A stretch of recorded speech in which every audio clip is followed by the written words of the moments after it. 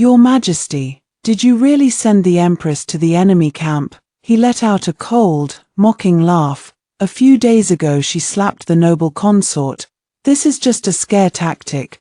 But Your Majesty, the Empress has been strung up on the enemy city wall for over 20 days, left to bake under the sun. At those words, a thunderclap seemed to strike him dumb.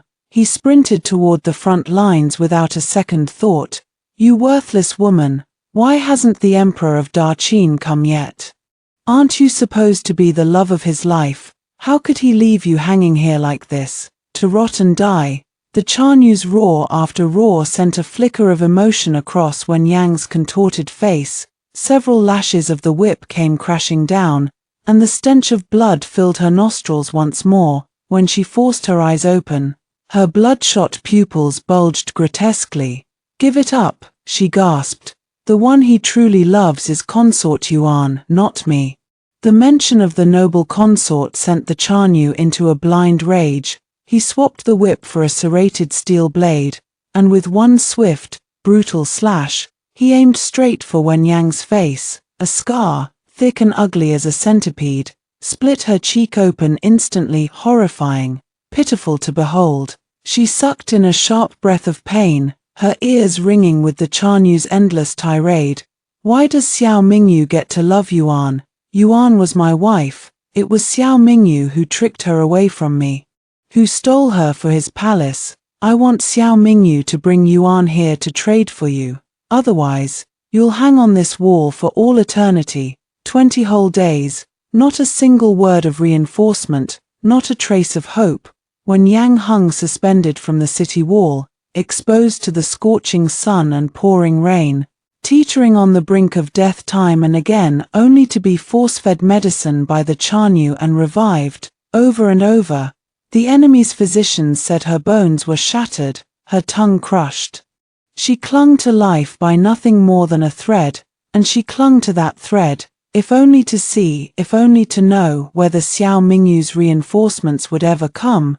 She was Wen Yang, the last female general of the Wen military clan, a general of the realm, and the Empress of Darchin, the Empress trapped. Her supplies cut off for 20 days, reinforcements delayed indefinitely. Yet this place was no more than 100 li from the imperial rear camp. Even an old woman could have walked that distance in time. Xiao Mingyu, how could you be so heartless? How could you abandon me like this? We knew each other when we were nothing, 20 years of shared memories, of love and loyalty. How did it come to this? 3 more days passed. Once again, the Chanyu appeared before Wen Yang. This time, tears streaked his cold, ruthless face. There is joyous news today, he said. Wen Yang could not even lift her head. She hung there, limp and broken, as if consumed by molten lava. She gasped for breath, straining to hear his words. Joyous news. Could it be reinforcements at last? Then she heard it, the Chanyu's maniacal laughter, laced with agony so raw it bordered on madness. Today Yuan and Xiao Mingyu were wed. You have been branded a traitor to the realm. Your title as Empress has been stripped away. Wen Yang, after all the blood you spilled for Darchin, all the victories you secured, this is how you are repaid, a traitor's name. Your Wen clan has served Darchin loyally for generations. This is the Emperor's reward for your loyalty. Wen Yang, you poor, foolish woman, you are more pitiful than I am. The last faint glimmer of light in her eyes snuffed out, extinguished in an instant. All her hope, all her waiting, nothing but a lie, a phantom. A wave of acrid sweetness surged up from her chest, and she coughed up a mouthful of blood, splattering it onto the desolate city wall below. A deafening buzz filled her ears. She watched, dazed, as chaos erupted across the crumbling fortress. Horns blared, banners fluttered, and the thunder of approaching armies shook the ground. Reinforcements, at long last. They had come. That blinding imperial yellow, so vivid, so cruel it seared her eyes. Xiao Mingyu had finally arrived, but the imperial edict he brought was not one of rescue. It read, execute Wen Yang, annihilate the enemy forces. The great Jew clashed with the Jurchens. The 800 female warriors of the Wen clan all perished. To the last woman, their leader, Wen Yang, was accused of treason and colluding with the enemy from within, inflicting catastrophic losses upon the great Jew. His Majesty led his army in person, beheading Wen Yang with his own hand to boost the morale of his troops. The imperial guards held the city for 10 days, driving the foreign invaders back 100 li. The Jurchen leader, the Chanyu, personally delivered a letter of surrender, seeking to forge an alliance with the great Jew and secure a century of peace between the two nations. In tribute, he offered tens of thousands of cattle, sheep, and horses, along with countless treasures of gold, silver, and jade. Border markets were opened between the two realms, fostering trade and prosperity for all. His Majesty returned to the capital in triumph. The people lined the streets, kneeling to welcome him, their cheers shaking the heavens. Long live the Emperor, long live the Emperor, may he live 10,000 years. In the imperial court, all officials bowed in loyal submission, yet on the platform of injustice, the imperial drum of appeal began to thunder. Boom, boom, boom. The drumbeats were deep, resonant, shaking the very foundations of the palace, and standing before it was a frail old woman. Her cloud-like bun was adorned with a glittering golden crown. Her robe a deep blue embroidered with golden cranes dancing amid swirling clouds, each stitch a testament to her noble lineage. As if she were about to spread her wings and soar to the heavens, beneath the wide sleeves of her scholar's robe, her gnarled, wrinkled hands clutched a simple wooden tablet. Carved into the wood were a few solemn characters, "The spirit of my daughter Yang." As she struck the drum, her voice rang out, clear and unyielding, echoing through the silent court. The Wen clan has produced famous generals for generations.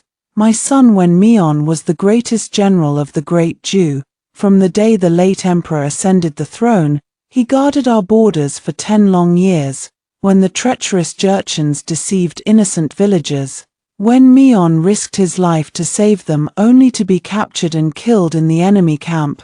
My son was a hero. My daughter-in-law was virtuous and resilient. After my son's death, she raised our 4 sons and 1 daughter alone. Our 4 grandsons, Wen Mion, Wen Li, Wen Qin, Wen Lian, served as Grand General, Cavalry General, Chariot General, and Captain of the Guards respectively. All of them gave their lives for our country and our people in countless battles. Before the late Emperor and Empress passed away, they bestowed upon our Wen clan a plaque inscribed with 4 words, "Loyal and Valiant Generals." That plaque hangs high above our ancestral hall, a daily reminder of our duty. Never have we dared to forget it. Though when Yang was young, she was raised by her father and brothers to cherish loyalty to our realm above all else. Now, when Yang has been convicted of treason, her name dragged through the mud, disgracing the honor of our entire clan, her spirit tablet has been barred from our ancestral hall, denied the right to be worshipped alongside her father and brothers for all eternity. This old woman refuses to accept this verdict. I do not understand it. I cannot bear it. Today, I kneel 3 times and kowtow 9 times. I will walk across burning coals. I will roll upon a bed of nails. All I ask is that your Majesty reopen this case. Clear the name of the Wen clan, clear the name of Wen Yang, and clear the name of the woman who was once your empress. With that, the old woman dropped her drumstick, picked up her black wooden cane, and walked slowly down the steps of the platform of injustice. Then she knelt. 3 times she knelt, 9 times she kowtowed, her forehead striking the stone floor until it bled. When she reached the path of burning coals, she removed her shoes and socks, and stepped onto the searing embers barefoot. Sizzling sparks flew up around her feet, accompanied by curling wisps of smoke. As the coals glowed brighter and hotter with every step, the path of fire stretched 10 jong long. Yet supported only by her cane, the old woman walked steadily, unflinching, as if it were not flesh and blood touching the flames, But unyielding iron and steel, the unbreakable backbone of the Wen clan, now laid bare for all the world to see, beneath her feet. The palace eunuchs watching from the side were filled with horror and admiration, yet not a single one dared to speak a word of persuasion, because they too refused to believe that the gentle, kind Empress Wen Yang could ever be a traitor to her country. They too yearned for justice, for the Empress, for General Wen Yang to be vindicated, and so, even though their hearts ached for the suffering of the elderly matriarch, the eunuchs could only clench their jaws and stand guard at her side. For every step she took, they moved with her. Onward she walked, across the burning coals, and then onto the bed of nails, her body racked with pain, her spirit unbroken. The moment she completed her ordeal, the eunuchs lifted her onto their shoulders without hesitation and rushed into the imperial court. Silence descended upon the hall, thick and suffocating. Upon the dragon throne, the emperor sat cold and impassive. Wang Shouqing, director of the Ministry of Military Affairs, stepped forward, speaking on behalf of the throne. Matriarch Wen, the case of Wen Yang has already been settled. Your act of striking the imperial drum of appeal is a grave breach of court etiquette. The suffering you have endured today is a minor punishment for your insolence. Return home now, and do not continue to pester the throne with these baseless accusations. The old woman's body was exhausted, but her voice remained strong, ringing out like a bell. But this old woman intends to pester the throne until justice is done. Wang Shouqing narrowed his eyes, his tone laced with a grave warning. If you persist, the punishment will be far more severe than burning coals and beds of nails.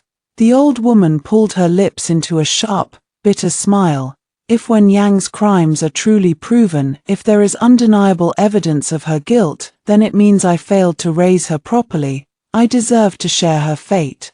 Take this old head of mine to comfort the spirits of the 800 female warriors and 80,000 soldiers of the Wen clan who perished. The old woman's unwavering resolve was forged from the countless victories of the Wen clan, from the blood and loyalty that had defined their legacy for generations. This was the courage of a family whose motto was loyalty to the realm. The sons of the Wen clan were heroes, the daughters of the Wen clan were heroines, their courage unmatched by any man. Wen Yang could never have committed treason. Director Wang was a top scholar of the previous dynasty, born of a humble family. He had presided over countless cases involving noble clans, and he bore a deep-seated resentment toward those who believed their family's merits allowed them to flout the law. It was true that the Wen clan had a glorious reputation for loyalty and valor, but it was also an undeniable fact, at least in his eyes, that Wen Yang was ruthless and cruel. The matriarch's actions today were nothing more than a desperate attempt to pressure the emperor and stir up public sentiment. And he had no intention of indulging her. Director Wang strode forward, bowing slightly to Emperor Xiao Mingyu on the dragon throne. Your Majesty, since the matriarch insists on this madness, let us reopen the case. Let us present the evidence once more, for the sake of the court, and for the sake of the entire nation. Xiao Mingyu's expression remained unchanged, cold as ice. His voice, sharp and unfeeling, cut through the silence. Do as Director Wang suggests, I shall listen. But I pray that after today, I will never have to hear the name when spoken in my court again. That single sentence was a death sentence for the entire Wen clan. If the old woman lost this case, the Wen clan would be doomed. If the emperor refused to hear their name, no official would dare to promote a member of the Wen clan ever again. No one would dare to let the Wen clan set foot in the palace or the court ever again. But the matriarch of the Wen clan was not one to back down. I fear I cannot grant your Majesty that wish, she said, her voice steady and proud. The Wen clan, the name Wen, shall be remembered throughout the ages. Xiao Mingyu's handsome brows narrowed slightly, his silent anger radiating outwards, palpable even to Wang Shouqing standing below the throne. A faint smile tugged at the corner of Wang Shouqing's lips. He raised his hand and shouted, "Bring forth the evidence." The evidence that proves the Empress Wen Yang colluded with the enemy and betrayed her country. Several eunuchs hurried to the Ministry of Military Affairs, returning moments later with armfuls of documents and objects, all the proof gathered from the battlefield, and with them, they brought a single survivor of the Wen clan's female warriors, Wen Yarowa. When Wen Yarowa saw the old matriarch, a flicker of hope ignited in her haggard, defeated eyes. But when she looked out at the sea of civil and military officials filling the court, that flicker of hope died out just as quickly, snuffed out by the weight of despair. The old matriarch's face remained calm as she looked upon Wen Yarowa, all her emotions locked tightly in her clenched fists. Silence reigned over the hall once more. Wang Shouqing pointed to the pile of evidence, and began to enumerate, one by one, every crime that proved Wen Yang's treason beyond a shadow of a doubt. This border defense map has always been restricted to generals who hold the imperial tiger tally. In the entire court, only 2 people possess this authority. First, Prince Jingkang, the late emperor's own brother, who rendered distinguished service to the great Jew, now 75 years old. He has been bedridden for over 3 years. Not only would it be impossible for him to reproduce this map from memory, but even lifting a brush to write would be a Herculean task for the elderly prince. Therefore, there is only one person left who could have made this copy. That person was none other than the Empress of the realm, the sole surviving descendant of the Wen clan, Wen Yang. The map still bears traces of Wen Yang's handwriting. After authentication by Liu Rufeng, the most renowned calligrapher in the land, it has been confirmed beyond doubt to be her genuine script. Matriarch Wen, why not take a look for yourself? Tell us if this handwriting belongs to your beloved granddaughter. Wang Shouqing presented the map, even from several zhong away. The old matriarch recognized Wen Yang's handwriting at a single glance. Her voice grew steady and calm. This is indeed Yang's handwriting. Wang Shouqing let out a cold snort, his face radiating undisguised triumph and confidence. As an empress of high status, Wen Yang could not have been coerced into writing this. Therefore, is there any need to present further witnesses and evidence? Matriarch, this is the imperial court, where we discuss matters of state. Now that you have acknowledged this evidence, is it not time for you to? But the old matriarch cut him off mid-sentence. Everything you say is correct, but I stand by my words. Wen Yang could never have betrayed her country. Utterly stubborn and unrepentant, Wang Shouqing's tone dripped with impatience. The matriarch replied calmly, though this map was drawn by Yang's hand, does that necessarily make it a border defense map? Wang Shouqing froze for a moment. He glanced at the map again, then stated firmly and unequivocally, of course it is. This is the border defense map, without a shadow of a doubt. The old matriarch smiled faintly. You just said, Director Wang, that only 2 people in the entire realm have access to the border defense map. Then how did you determine that this map is, in fact, the border defense map? Wang Shouqing frowned slightly. The eyes of the loyal ministers below the throne all fixed on him intently. He said, I visited Prince Jingkang's mansion and obtained his personal confirmation. Then could we ask Prince Jingkang to identify it once more? Naturally, however, given the prince's advanced age, summoning him to the imperial hall would surely be. Prince Jingkang is already here, the old matriarch said. I have invited him personally, and he is waiting outside the hall at this very moment. Director Wang, what does your Majesty think? All the ministers turned their gaze upward, waiting for the voice of the Son of Heaven to speak. Wang Shouqing's expression darkened repeatedly, a flicker of unease creeping into his heart. After all, when he had visited the prince's mansion earlier, Prince Jingkang had glanced at the map and immediately declared it to be the border defense map. At the time, the prince had seemed rather impatient. If he had misidentified it due to failing eyesight, Wang Shouqing would be left with no leg to stand on. But then Wang Shoucheng glanced at the other pieces of evidence beside him, and his resolve steadied once more. This map might have been a careless oversight, but the other items were irrefutable proof, solid as iron. On the throne, Xiao Mingyu's lips twitched slightly, even in his cold, impassive eyes. A hint of impatience flickered. Since Uncle Huang is already present, he must of course be invited to enter.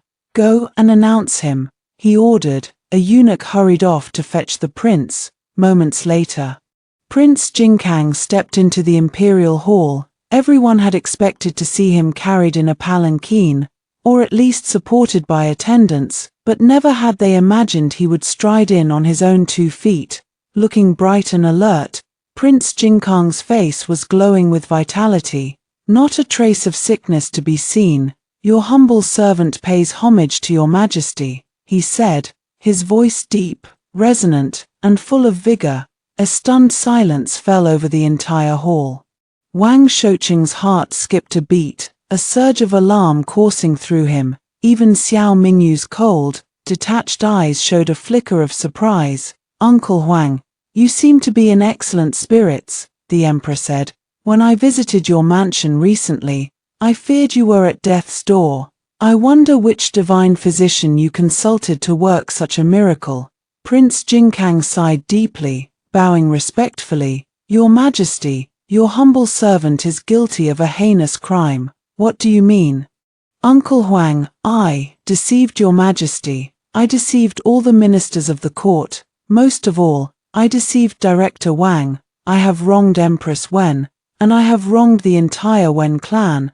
I was never ill at all. It was merely that my love for adventure and pleasure still burns bright in my old age. However, the imperial law stipulates that princes residing in the capital are forbidden to leave the city limits, in order to travel south and sample the beauties and delicacies of Jiangnan. I found a man who bore a 9-point resemblance to me to impersonate me. To avoid detection, I ordered him to feign illness and receive guests in my stead. Never did I imagine that this deception would lead to such a grave injustice. Your Majesty, I am truly guilty. As his words fell, the pieces clicked into place for everyone present. A murmur of disbelief rippled through the crowd, and countless skeptical glances were directed at Wang Shoucheng. They convicted someone without even verifying with the rightful authority. The Wen clan has produced loyal generals for generations. They would never commit such a crime. Reopen the case, strip Wang Shoucheng of his official rank and investigate him as well.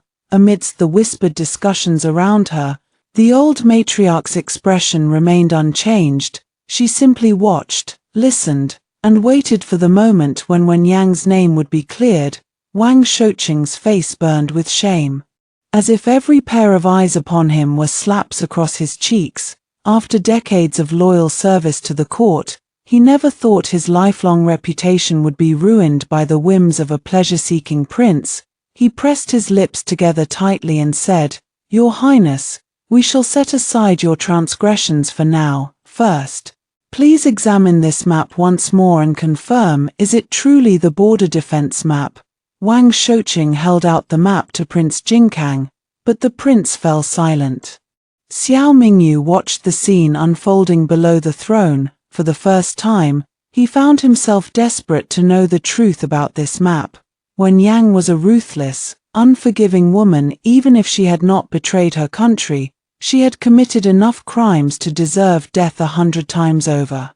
And yet, why was he finding himself holding his breath, waiting for the prince's verdict? His lips moved slightly, his voice cutting through the silence of the hall. Uncle Huang's circumstances are special. The late emperor established the rule that princes must not leave the capital to safeguard the stability of the imperial city. However, the political situation today is vastly different from that of the past. This offense shall be punished lightly. Uncle Huang, you have no need to worry. Now, let us return to the trial of Wen Yang's treason case. Prince Jinkang nodded respectfully, bowing his thanks. He stood up straight and examined the map carefully, his eyes scanning every detail. After a long, tense silence, he let out a deep sigh. Every eye in the hall was fixed upon him. Breath held in anticipation. Finally, the prince spoke. "This map is genuine." As soon as the words left his mouth, a wave of despair swept through the crowd, accompanied by murmurs of disappointment. Triumph once again flickered across Wang Shouqing's face. The tight string in Xiao Mingyu's heart relaxed slightly, but then Prince Jingkang spoke again, his voice ringing out clearly. "However, this map depicts the border defenses as they were 3 years ago. The current defense arrangements have long since been revised and updated. Therefore, this map, your humble servant would like to ask Director Wang, where did you obtain this map, and who handed it over to you?" Before Wang Shouqing could open his mouth to answer, Wen Yaroa, who had been kneeling silently on the floor, spoke up. "This map was given to Director Wang by the Chanyu, leader of the Jurchen tribe," she said. "The Chanyu claimed that he offered Empress Wen countless treasures of gold and silver, and in exchange, she gave him this map. It was using this map that the Chanyu led his forces straight to the border, trapping the 800 female warriors of the Wen clan and sealing their doom." As she spoke, a cold smile played on her lips. When Yaroa turned her gaze to the old matriarch, her voice steady and clear, every word weighted with meaning. "Matriarch Wen, it was kind of you to come all this way, but it was entirely unnecessary." The old matriarch's eyes narrowed slightly, but she remained silent. When Yaroa continued, her voice rising, filling the entire hall, "I was by Empress Wen's side when she was beheaded. She told me not to resist, not to fight to clear her name, not to argue my innocence," she said. "It was pointless. At first, I did not understand. I did not understand why she would allow herself to be wrongfully accused of treason without defending herself. But then I was thrown into the prison of the Ministry of Military Affairs, and finally, I understood. Because these greedy, self-serving scholars care nothing for the truth, in the imperial court, in the halls of justice. They take their so-called evidence and force it to fit the narrative they have already decided upon, the narrative that condemns those they wish to destroy. The Wen clan has defended this country as military generals for 100 years. Our family's businesses have filled the imperial treasury for generations, with the women of the clan running our commercial enterprises since time immemorial. And yet these men truly believe that the Wens could be bought with a paltry sum of money. Was the position of Empress of the Great Jew not noble enough for her? Were the vast fortunes of the Wen clan's businesses not sufficient? They see only the gold and silver exchanged for a map, but they choose to ignore that the map was 3 years out of date. They choose to ignore where that gold and silver ultimately ended up. The old matriarch pressed her lips together tightly, her body trembling slightly as she listened to Wen Yaroa's words, tasting the bitterness in every syllable. "My poor child, you have suffered so much." A murmur of shock and realization swept through the crowd once more, the whispers growing louder this time. "Gold and silver. Recently, a huge sum of money was donated to the imperial treasury in the name of the Wen clan. Could it be Empress Wen used an outdated map to fill the imperial treasury? This case, it was tried far too hastily." Wang Shouqing's face darkened once more, once again the target of skeptical glances from every corner of the hall. He took a deep breath, his gaze fixing on Wen Yaroa and the old matriarch. "There is something I had intended to keep hidden, to spare the Wen clan further shame, to preserve the honor of your family's distinguished military legacy. But now, in light of these developments, I have no choice but to speak the truth. Matriarch Wen, forgive me for the offense." Wang Shouqing straightened his robes, then turned to face the entire court, his voice ringing out with solemn gravity. Though Wen Yang held the exalted position of Empress of the Great Jew, the true hardship of her life, the truth of her character, the suffering she endured, none of you have ever seen it. If she had been favored by the emperor, cherished, protected, then of course she would not have betrayed her country. But the truth is this: Our Empress of the Great Jew was already a figurehead in name only. All that remained was for His Majesty to issue an edict confining her to the cold palace. That when Yang was out of favor with the emperor was common knowledge throughout the court.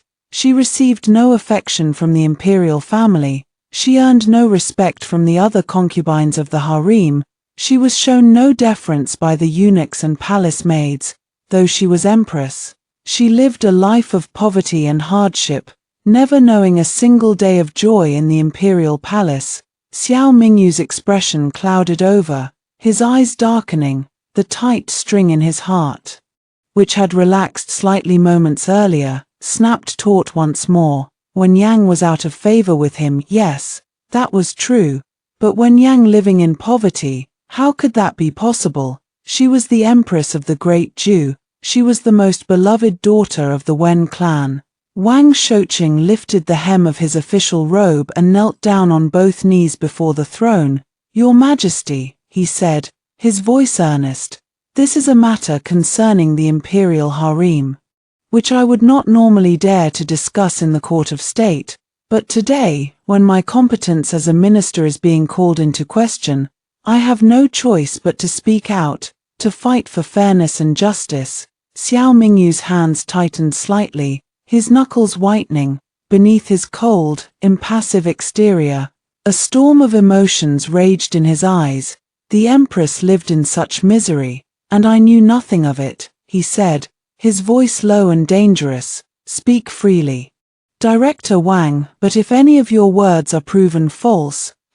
The warning in his tone was unmistakable. Wang Shouqing frowned slightly, momentarily confused by the emperor's words, but then he understood. If word were to spread that Emperor Xiao Mingyu had treated his own empress with such cruelty, it would be a stain on his reputation as a ruler. With that one sentence, the emperor had cleverly distanced himself from any blame. Truly an emperor for the ages, never a single stain would mar his reputation, no matter the words spoken. In this moment, he felt a twinge of pity for Wen Yang.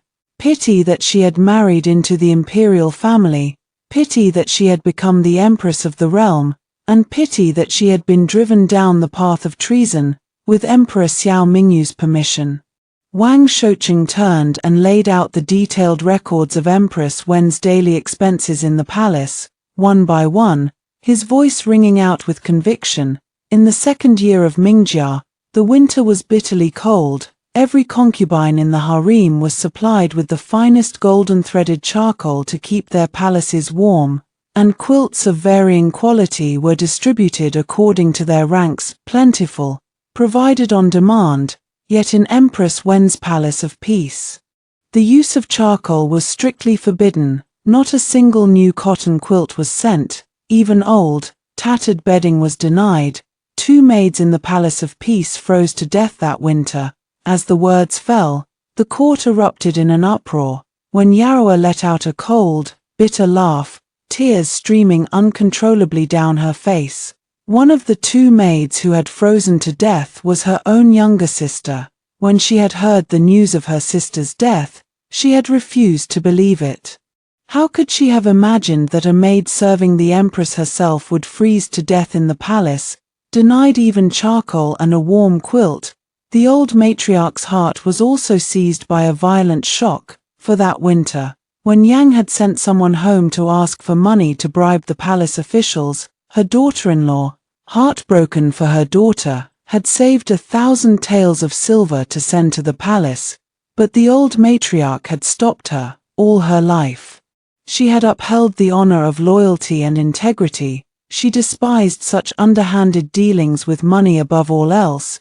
She had never imagined, never in her wildest dreams imagined that her beloved granddaughter, in the bitter cold of winter, had been denied even a single piece of charcoal to keep warm. The Empress of the Great Jew denied the most basic means of staying warm. Xiao Mingyu's eyes narrowed sharply, his expression a mixture of confusion, disbelief, and something unreadable. But Wang Shouqing's voice continued to ring out in his ears, relentless as a hammer blow. In the 3rd year of Mingjia, a plague of insects descended in spring. The Palace of Peace was severely understaffed, and it was the first to be infested. Empress Wen devised a method of using aromatic herbs to repel the insects, a remedy that quickly became popular throughout the harem. This led to a shortage of mugwort, a key ingredient in the incense, to maintain peace in the harem. Mugwort incense was supplied to every palace except the Palace of Peace, plagued by insects. Empress Wen fell gravely ill, yet imperial physicians were forbidden from entering the Palace of Peace to treat her. Was it not the height of absurdity? Wen Yang, the very inventor of the insect-repelling incense, had been the one to suffer the most from the insect plague. Mugwort, how rare could it be? It grew wild in the fields, easily gathered by the armful, and yet this humble herb. The Empress of the Great Jew had been denied even this. If she could not even obtain mugwort, how could she ever hope to have access to imperial physicians, men far more precious and scarce than any herb? Of course, they had been forbidden from treating her. Below the throne, the officials listened, their hearts burning with righteous anger. This was their empress. What crime could she have committed to deserve such unspeakable suffering? This is wrong, a travesty of justice. Even among us officials, we divide half our family fortune with our legal wives. Even a butcher's wife and daughters would not be treated with such cruelty.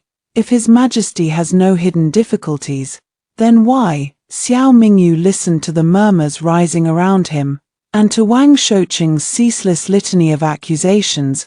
Beyond the two incidents he had already mentioned, the Palace of Peace had been little more than a cold palace in all but name. No charcoal, no warm quilts, no gold, no silver, no jewels, no fine silks or satins. Even her daily meals had been meager, so much so that she had been forced to grow her own vegetables in the palace just to have enough to eat. How could she have been reduced to such a state? On the dragon throne, Xiao Mingyu's heart was shaken to its very core. Below the throne, the entire court was aghast. The old matriarch's eyes were red with unshed tears, her gaze blazing with a fierce, unyielding light. Having finished his recitation, Wang Shouqing let out a long sigh. Therefore, trapped in such desperate circumstances, how could Wen Yang's heart not have been filled with resentment? It is only natural that she would have strayed down the wrong path. Gold and silver can easily buy the loyalty of a person trapped in the depths of despair. With these words, Wang Shouqing provided a motive for Wen Yang's treason, making her guilt seem all the more convincing. Yet the old matriarch still stood tall and straight, her back unbent.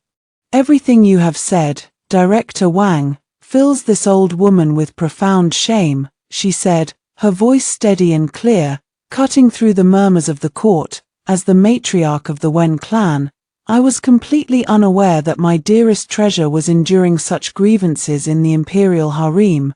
But Director Wang, while your words may seem to provide a motive for Wen Yang's treason, you have miscalculated one crucial thing. Wang Shouqing narrowed his eyes sharply. Oh, and what is that? The old matriarch's voice rang out, powerful and unyielding, echoing through the halls of the court. You have miscalculated the resilience of the children of the Wen clan. You have miscalculated the indomitable military spirit that makes us fear no hardship, no suffering. Wen Yang first followed her father onto the battlefield at the age of 13. In the bitter cold of the 12th lunar month, she lay motionless in the snow for hours, just to spy on the enemy's movements. Snow piled 10 inches deep on her body. Yet she did not blink an eye. In the scorching heat of June, she marched on foot through the desert alongside her fellow generals, wearing armor weighing dozens of kilograms. She refused to ride a camel or a war horse, saving every drop of water to give to the soldiers who needed it more. I would like to ask you, can the hardships of the imperial harem ever compare to the hardships of a military campaign? Can the sufferings of the palace ever compare to the agony of a battlefield, where rivers of blood flow and men fight hand to hand, tooth and nail? Director Wang has never set foot on a battlefield, but Prince Jinkang has spent a lifetime in the military. Let us ask Prince Jinkang. If any of you dare, what is more bitter? The battlefield, or the imperial harem? Boom! The sound of the old matriarch slamming her cane hard against the floor echoed through the court, silencing every voice in an instant.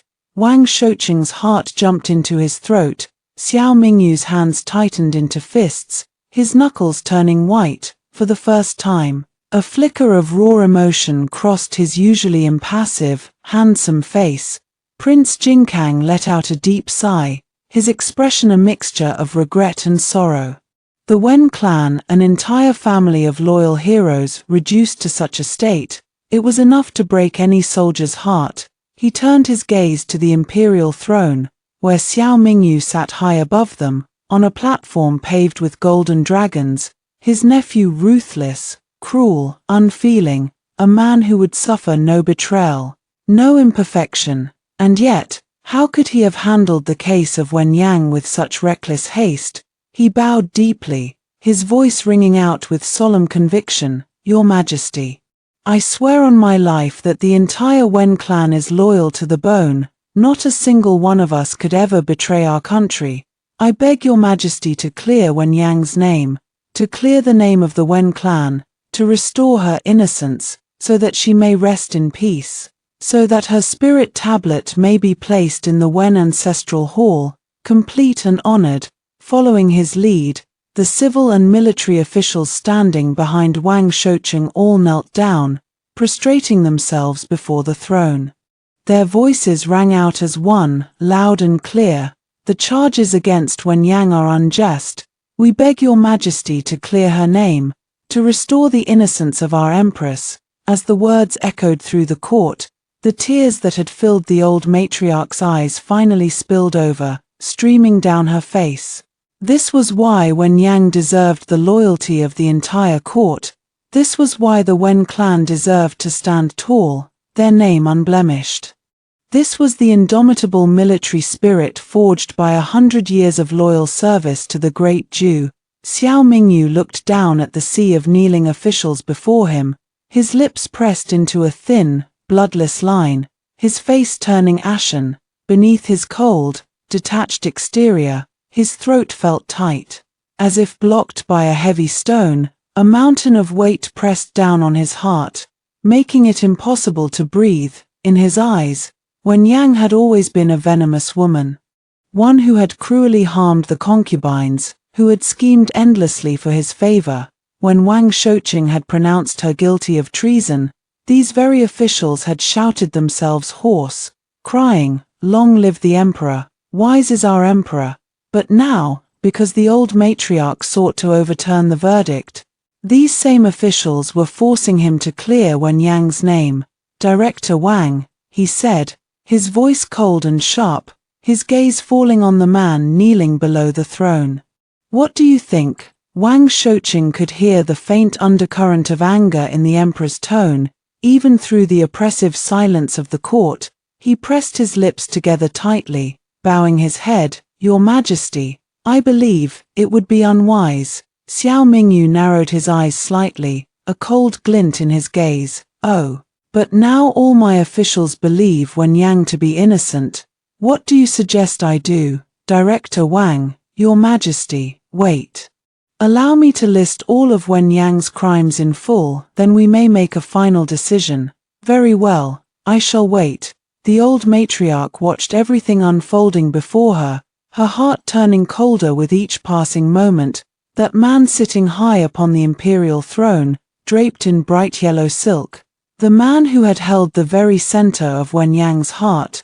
She still remembered the day when Yang had married him, when she had helped her granddaughter dress for the wedding. She had said, "Yang, the imperial harem is a deep, treacherous sea. Once you enter, you may never be able to return home. Are you truly certain? If you say the word, if you say you do not wish to go, I will sacrifice my own life to stop this imperial marriage." What had Wen Yang said in reply? Her face had been radiant with happiness, as she tried to reassure her grandmother. "Grandmother, I love him. It has nothing to do with his status. Even if he were a beggar today, I would still love him." I know the harem will be difficult, but he has promised to protect me. He has said that I will be the only one in his life, for all eternity. I believe him, grandmother. I will be happy, truly." Her earnest, heartfelt words, how absurd they sounded now, less than a year after taking her as his empress. The emperor had taken new concubines into his harem. Within 3 years, the palace was filled with 3,000 beauties. Time and again, when the empire went to war. When Yang, Empress of the Great Jew, had marched out to the battlefield alongside the army, she had returned victorious, time and again, yet never once had she received a single reward. Instead, she had been treated like a concubine confined to the cold palace. This was the man Wen Yang had loved with every fiber of her being, risking her life for him without hesitation. This was the man Wen Yang had married, without a single regret, this time. Wang Shouqing wasted no more time exchanging words with the old matriarch. Instead, he launched into a relentless litany, listing every single crime Wen Yang had supposedly committed, both on the battlefield and in the imperial harem. In the harem, Wen Yang had murdered concubine Li and noble lady Wn, all in a desperate bid for the emperor's favor. Consumed by jealousy of noble consort Yuan, Wen Yang had secretly poisoned her, causing her to miscarry her child. Resenting the Empress Dowager for protecting noble consort Yuan, Wen Yang had publicly shouted at the Dowager, flying into a rage that had left the Dowager gravely ill. On the battlefield, setting aside the matter of the border defense map for the moment, Wen Yang had arbitrarily altered the military campaign plan, leading 800 female warriors into Tongyu Valley, where they had been ambushed and captured by the enemy, a devastating blow to the morale of the Great Jew army. Later, after being taken prisoner by the enemy, Wen Yang had betrayed the Great Jew, leaking crucial military intelligence to the Chanyu. If the emperor himself had not led his army in person to the front lines, the Chanyu would surely have seized the entire border region, stripping the Great Jew of a vast swathe of its territory. Below the throne, when Yaroa could no longer hold back her tears or her rage, she threw herself to the ground, banging her head against the stone floor again and again. The sharp, cracking sound echoing through the court, mingled with her screams of despair. When did Empress ever arbitrarily alter the military plan? She consulted with her fellow generals. She led the 800 female warriors to Tongyu Valley to lure the enemy into a trap. Reinforcements were supposed to wait on the mountain tops, to hurl boulders and suppress the enemy with fire arrows. But when the 800 female warriors reached their destination, the reinforcements were nowhere to be seen. They fought with all their might, fighting their way back to the city gates, but the gates remained closed. They held their ground, fighting to the last woman, but in the end, they were defeated, completely annihilated. When our sisters cursed the reinforcements, when they raged against the betrayal from the rear, Empress Wen was the one who comforted them. She told them that she believed in His Majesty. Even at the moment of her death, she still believed in you. But what did you give her in return? False charges, baseless accusations, endless humiliation. With that, she threw back her head and let out a wild, bitter laugh, echoing through the silent court. Wang Shouqing shouted loudly, trying to silence her, but when Yaoa shot Wang Shouqing a fierce glare, then charged straight at him. Head lowered, seeing her coming, Wang Shouqing dodged out of the way at the last moment, and that single dodge sealed her fate. When Yaoa's head crashed directly into the golden dragon-carved pillar that held up the palace ceiling, blood splattered across the floor in an instant. When Yaoa lay on the ground, clinging to life by a thread, her dying state stunned everyone present into silence. The old matriarch stumbled forward, ignoring the searing pain in her feet, desperate to cradle Wen Yaoa in her arms. "My child, why would you do this? Why, matriarch, I am not in pain, it is Empress Wen who suffered." When Yaoa gasped, her voice fading with each breath, She gave him her life, her faith, her everything. But what did he do to her? Truly, matriarch, there is no need to fight this anymore. Let Empress Wen bear the name of a venomous woman. Let that man have his victory. The officials here see the truth. The people of this nation know the truth. A gush of blood erupted from Wen Yao's throat, soaking the old matriarch's hands crimson.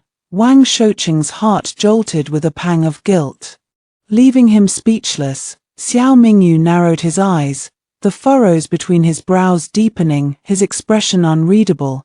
The old matriarch's eyes were red with unshed tears, her heart shattered into a million pieces, the pain beyond all bearing. She had thought she would be able to bring Wen Yao home with her. She was the last surviving female warrior of the Wen clan. All the Wen men were dead. Now, the Wen women were gone too, all gone. Everything was gone, when all her family was dead. What use was a spirit tablet, a monument to honor? Ha ha ha ha ha. The old matriarch laughed, a harsh, bitter sound that echoed through the silent court. She removed the imperial robe bestowed upon her by the late emperor, the symbol of her family's honor, and draped it gently over Wen Yao's body. Beneath it, she wore a plain white undergarment, stained with blood from when she had rolled upon the bed of nails earlier that day. The bloodstains covered her body, bright red and vivid against her pale, gaunt face. She straightened her back, then bowed deeply to the emperor on his throne, her voice steady despite the tears in her eyes. I have no words to refute Director Wang's accusations, but I have one question to ask of your Majesty. Do you believe her? Do you believe Wen Yang? Do you believe your Empress? Do you believe the woman who once shared your joys and sorrows, who was once the light of your life? Whether Xiao Mingyu believed Wen Yang or not no longer mattered to the old matriarch. Because she held enough evidence in her hands to dismantle every single one of Wang Shouqing's claims. She knew, for example, that concubine Li had died because of her own adulterous affairs. That noble Lady Wan had been beaten to death with wooden planks for her involvement in a dark harem conspiracy.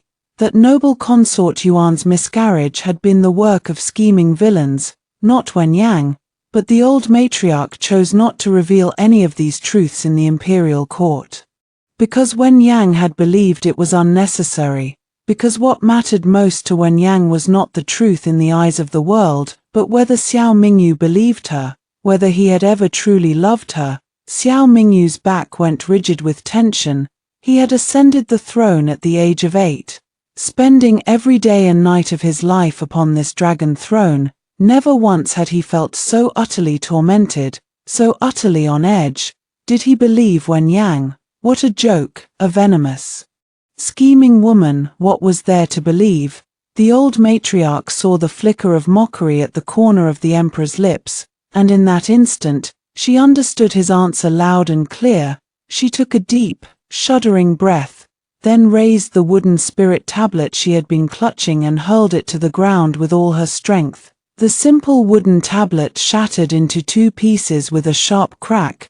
We build spirit tablets for the dead so that their souls may have a place to rest, to receive the offerings of their descendants for eternity, she said, her voice hollow.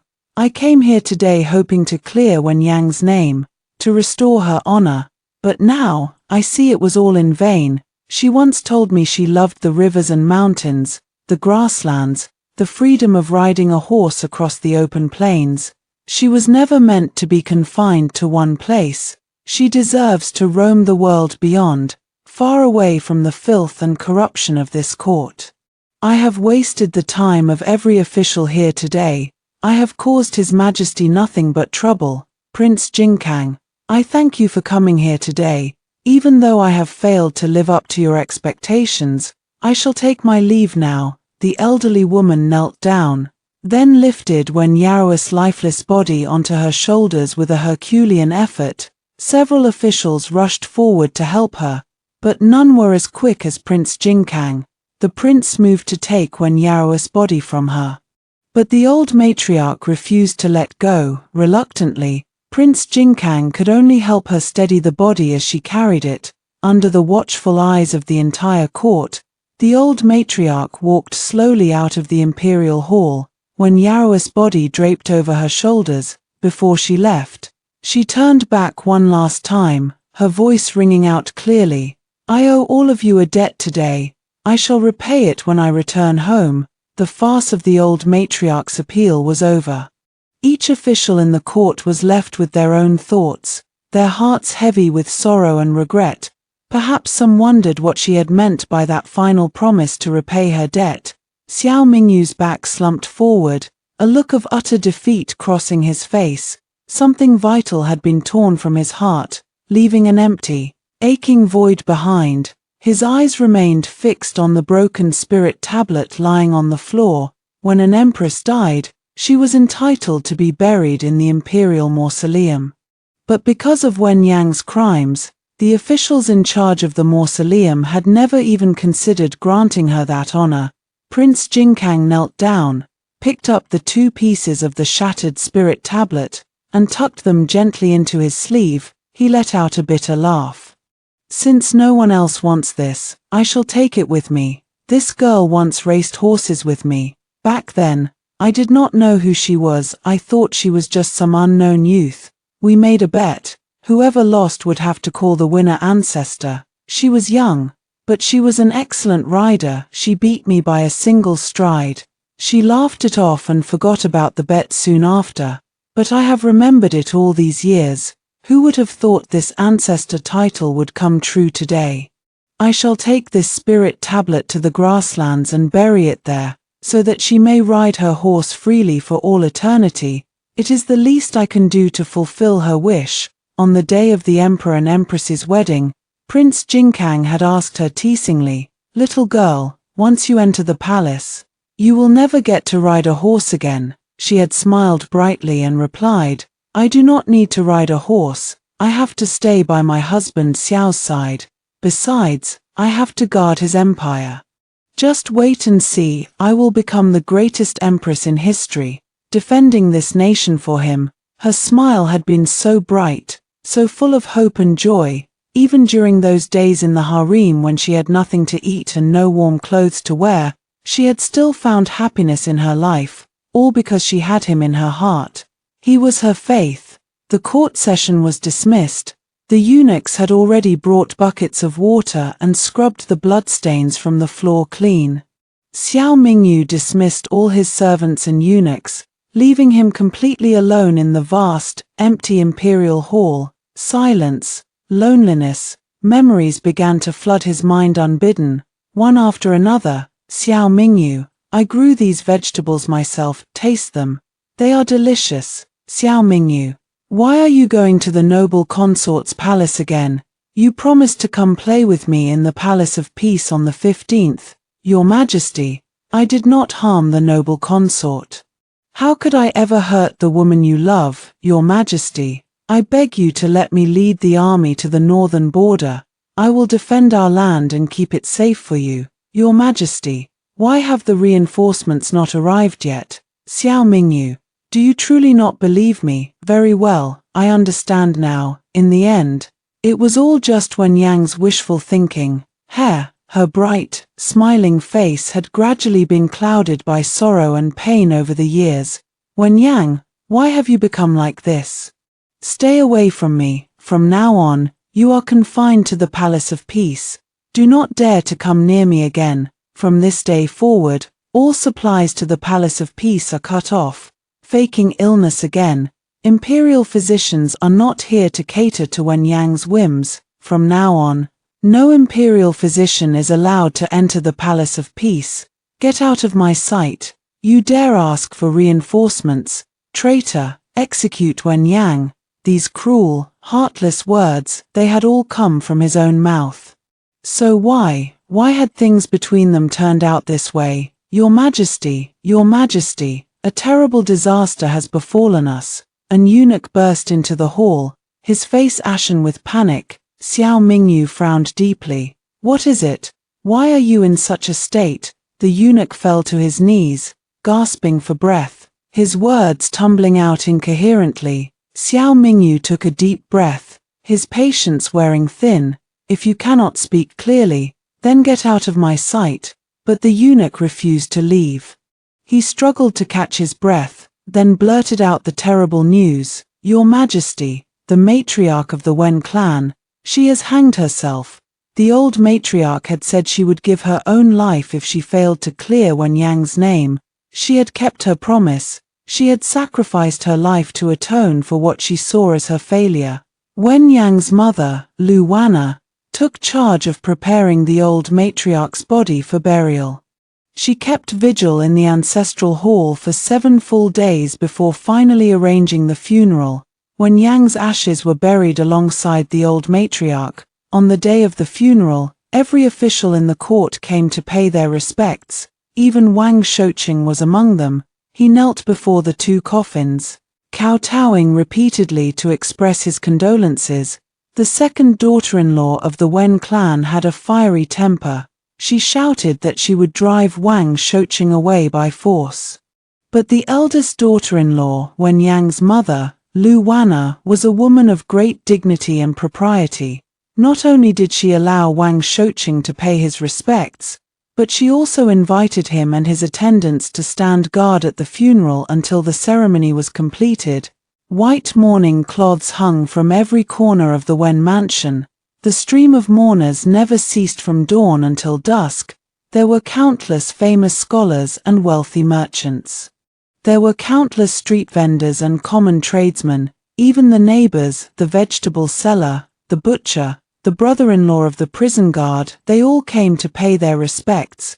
Wang Shouqing watched the endless line of mourners, his heart filled with a flood of emotions. This old matriarch lived a life of honor and glory. She deserves every bit of this respect. She truly does. He had always believed in the truth, in judging cases based solely on evidence. But the case of Wen Yang had left him confused and doubting everything he had ever believed. As he watched the mourners, each one shedding tears as they spoke of their fond memories of the old matriarch, he could not help but wonder. The old matriarch was not a reckless or irrational woman. She would never have come to the court with such a bold appeal if she had not been absolutely certain of Wen Yang's innocence. So, had he been wrong all along? Wang Shouqing began to reflect on his actions. His heart tormented by doubt and guilt, Xiao Mingyu stood staring blankly at the Palace of Peace, a place he had not set foot in for 3 long years. A wooden plaque hung crookedly on the front gate. It read, "Xiao Mingyu and dogs are forbidden to enter." He let out a bitter laugh. Feeling not even the slightest flicker of anger, he took a step forward, intending to enter, then hesitated, frozen in place. Lately, Wen Yang's face had been haunting his every waking moment. Even appearing in his dreams at night, he could not even summon the energy to attend his morning court sessions anymore. When Yang had become his personal demon, he needed to forget her. He had done such a good job of it over the past few years. After all, now that everything was said and done, now that Wen Yang was dead, why could he not stop thinking about her? The Lantern Festival arrived. The Dengyu Tower in the capital was bustling with crowds of people celebrating the festival. Every year at this time, the emperor would leave the palace with his concubines to enjoy the lantern riddles and celebrate with the common people. This year was no exception. The lantern display at the tower was even more magnificent than usual, because it was also noble consort Yuan's birthday. To curry favor with her, the eunuchs had arranged for twice as many lanterns as in previous years. Xiao Mingyu sat in his imperial carriage, gazing out at the colorful sea of lanterns outside, but his heart remained empty and desolate. Noble consort Yuan sat beside him. She tugged gently at his sleeve, her voice soft and sweet as she asked, "Your Majesty, you seem to be troubled by something. Is there anything on your mind?" Xiao Mingyu seemed not to hear her, his eyes not sparing her even a single glance. Snubbed, a Yuan bit her lip in frustration, but forced a smile as she greeted the passing townsfolk. Even before Wen Yang's death, Xiao Mingyu had rarely visited her.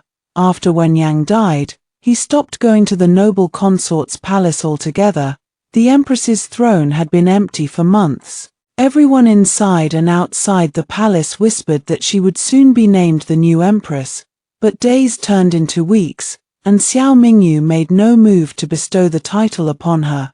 A Yuan had no idea what was going on in his mind. Suddenly, the imperial carriage jolted violently. A Yuan let out a startled cry. When the carriage steadied, she saw two children kneeling in front of it. Their clothes were tattered and filthy, and each clutched a chipped bowl in their hands. "Your Majesty, it is just two ignorant children begging for alms," a servant said. Without hesitation, a Yuan pulled a hairpin from her coiffure and handed it to the maid outside the carriage. "Give this to the children, later.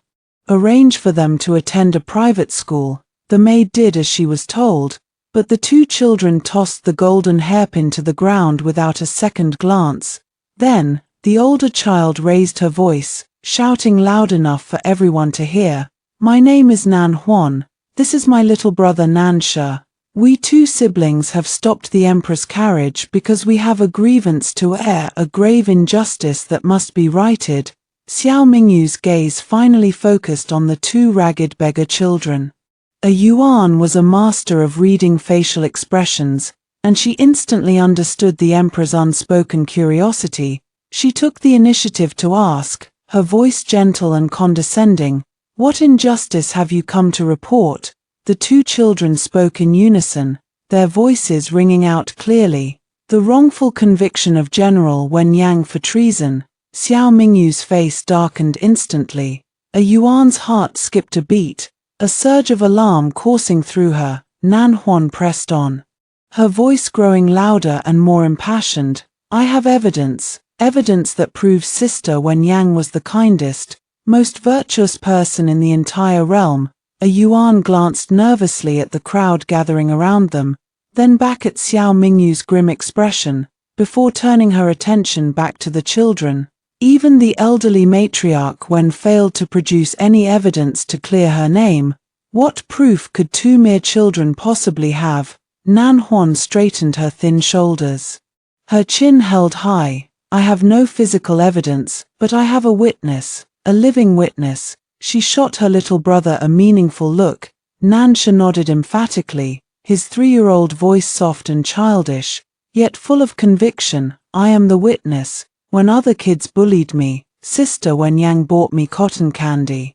She is the nicest person in the world." Nan She's innocent words drew a chuckle from a Yuan and the palace servants and guards carrying the carriage.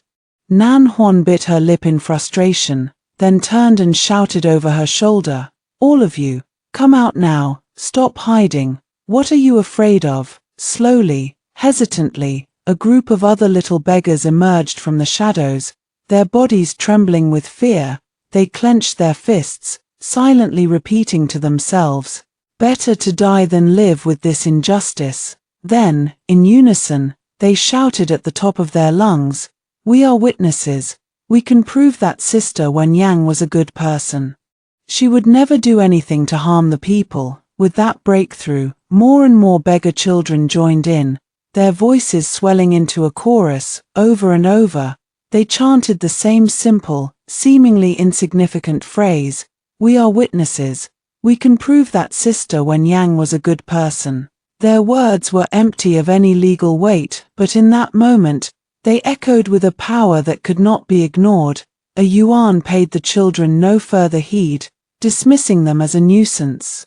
Xiao Mingyu seemed equally unimpressed. He gestured to his guards to drive the children away, but before the guards could even move, a lantern seller in the crowd dropped to his knees. "I am a witness too," he cried out. "I can testify that General Wen Yang was a good and honorable person." Next, a young girl who sold snacks by the river knelt down, her voice clear and steady. "I am a witness. I can prove that General Wen Yang was a good person." Then came a scholar who wrote letters for a living, an old woman who sold flowers, students in the uniforms of the Imperial Academy. What began with a handful of people soon grew to a dozen, then to dozens, until finally, an entire street was on its knees. Every single person in that crowd knelt before the imperial carriage, chanting the same refrain, their voices merging into a single, thunderous roar. We are witnesses. We can prove that General Wen Yang was a good person. It was a simple, almost pitifully weak statement, but in that moment, surrounded by thousands of kneeling people, it carried the weight of a nation's conscience. A Yuan bit her lip nervously, her eyes darting to Xiao Mingyu, and to her shock, she saw that his eyes were red-rimmed, glistening with unshed tears. An entire street, more than 100 shops, thousands of vendors and merchants, countless passers-by, boatmen, and tourists, easily 10,000 people in total, all of them on their knees, not because the emperor sat in the carriage before them, but for the woman who was already dead, the empress who had been branded a traitor to her country, General Wen Yang. The Lantern Festival celebrations came to an abrupt halt. In the face of this unprecedented display of public sentiment, Wang Shouqing had no choice but to agree to reopen Wen Yang's case. Several civil officials set up tables with paper, ink, and brushes. The crowd lined up in an orderly fashion, each person stepping forward to recount the countless acts of kindness Wen Yang had performed for them. Sister Wen Yang bought me cotton candy. She is a good person. General Wen Yang found us a teacher and built a school for our village. General Wen Yang gave me the money I needed to travel to the capital and take the imperial examinations. That girl Wen Yang has a heart of gold. She helped me get a divorce and escape from my abusive husband. Wen Yang is a good person. Wen Yang is the best person I have ever known. I do not care about your court case. I know in my heart she would never betray our country. We cannot bear to see her slandered and defamed like this. Wen Yang is my savior. Wang Shouqing watched the never-ending line of people, his heart a tangled mess of emotions, regret, guilt, and a growing sense of dread. Prince Jingkang wandered over, and seeing the scene unfolding before him, he approached Wang Shouqing and struck up a conversation. Director Wang, how have you been lately? Wang Shouqing let out a bitter laugh. Your Highness, have you come to gloat over my misfortune? Surely you jest. I would never wish ill upon you. Director Wang, Prince Jingkang replied, stroking his beard with a hearty chuckle. But his laughter only deepened the bitterness in Wang Shouqing's heart. Prince Jingkang, I think I made a mistake, a terrible mistake, he admitted, his voice heavy with remorse. Oh, mass petitions like this, they only ever happen in times of great turmoil, for heroes who sacrificed everything for their country and people, like Yu Fei, and now, it has happened in our dynasty, because of me. I am overwhelmed with shame. Without even realizing it, I have turned the entire nation against me. Prince Jingkang could see the genuine remorse in Wang Shouqing's eyes, and his expression softened. Director Wang, you are not a fool. How could you have never heard of Wen Yang's reputation among the people? He asked gently. Wang Shouqing closed his eyes, racking his brain for any memory of such praise, but came up empty. He shook his head slowly. If I had heard even a whisper of these stories, would I have dared to convict her so hastily?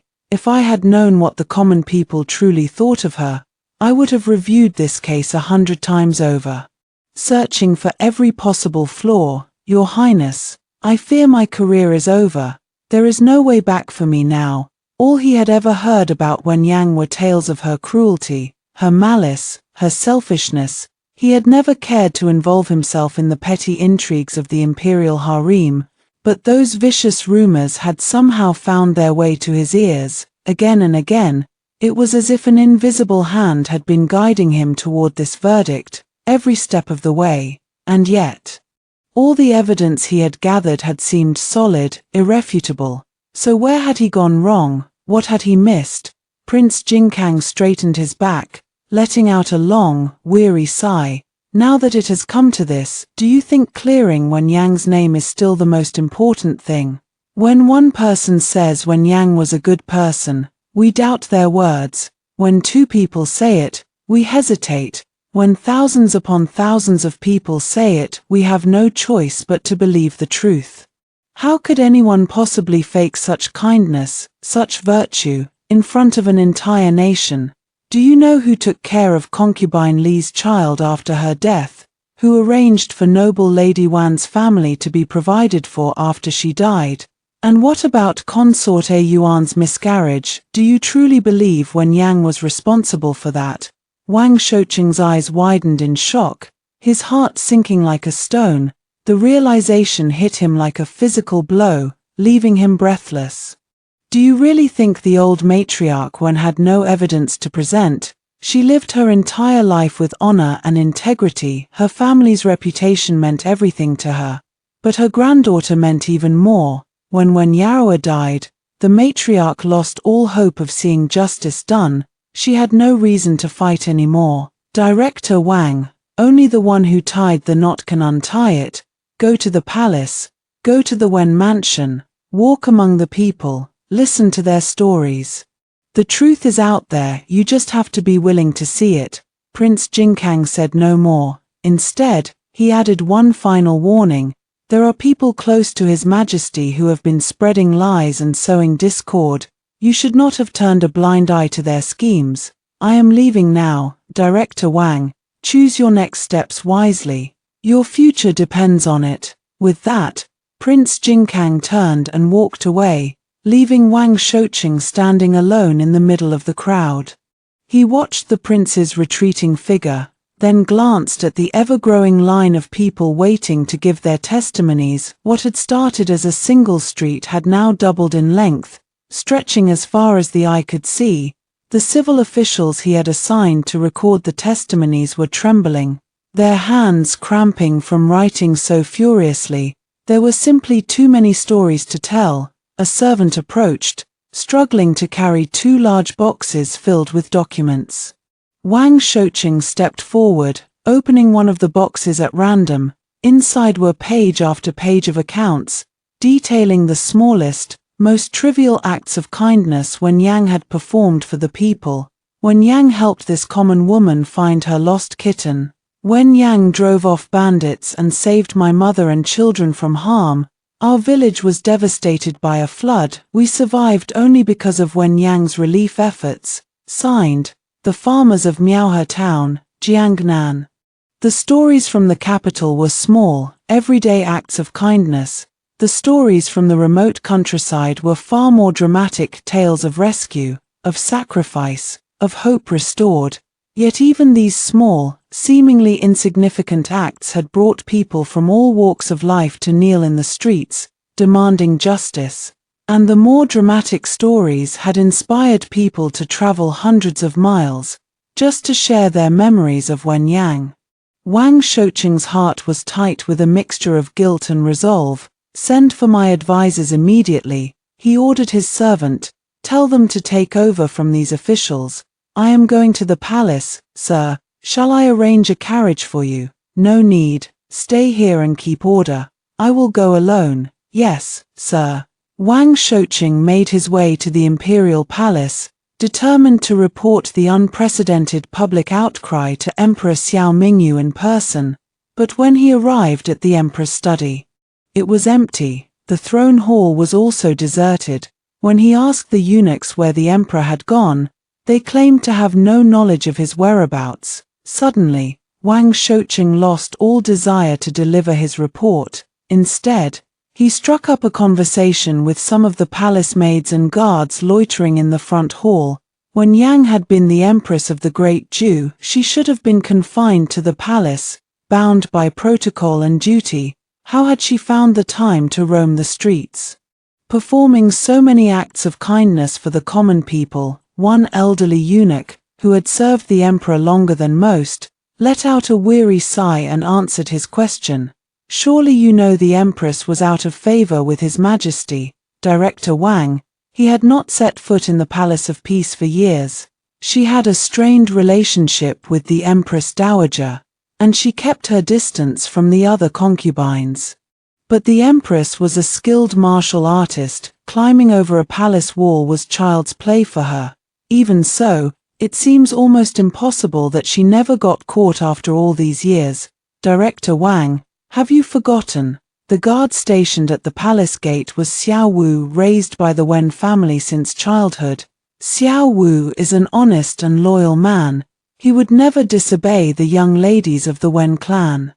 Even if he disapproved of her actions, would he really report his own young lady to the higher-ups? With that explanation, Wang Shoucheng finally understood, but he still could not wrap his head around one thing. Why was the Empress out of favor? She was clever, intelligent, and highly skilled in martial arts. Handling the intrigues of the harem should have been child's play for her. So why did His Majesty? The eunuch let out a long, weary sigh, his eyes filled with undisguised pity. His Majesty and the Empress were deeply in love once. Right after their wedding, His Majesty hated even going to his morning court sessions. He wanted to stay in the Palace of Peace with her every single day. But everything changed after noble consort Yuan entered the palace. Our Empress was perfect in every way except for one thing. She was extremely jealous. She simply could not tolerate consort Yuan. You mean the Empress believed in that new-fashioned idea of monogamy? That she demanded His Majesty be faithful to her alone for the rest of his life? That's exactly it. For a girl from the Wen clan, if she had married an ordinary man, such a request would not have been unreasonable. But she was marrying His Majesty, the Son of Heaven. How could he possibly give up having multiple concubines? How could he? Xiao Mingyu had thought the same thing back then. When Wen Yang first married him, she had said to him earnestly, "The man I love must belong to me and me alone for the rest of his life. Xiao Mingyu, I don't care who you are, I love you, and you love me. If we are truly in love, there can be no infidelity. If you ever betray me, I will never speak to you again." He had smiled and replied, "I promise." Part of him had meant it sincerely, he truly adored her. But another part of him had dismissed it as nothing more than romantic talk between a man and a woman, not to be taken literally. Besides, Wen Yang had not even known his true identity back then. If she had known she was marrying the Emperor of the Great Jew, he was certain she would have changed her mind. Take his own sisters, for example. The princesses who had married into noble families could order their husbands around as they pleased. But those who had married powerful princes had to bow to their husband's authority. In this world, was there any powerful prince or nobleman who did not have multiple wives and concubines? No. Not a single one. And as the emperor, how could he possibly be expected to have only one woman?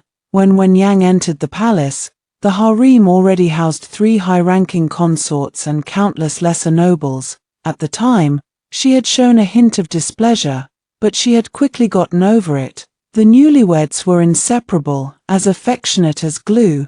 Xiao Mingyu had been so infatuated with her that he had wanted to skip his morning court sessions every day, losing himself in her embrace. When Yang was brilliant, she could read court documents and understand the complexities of court politics.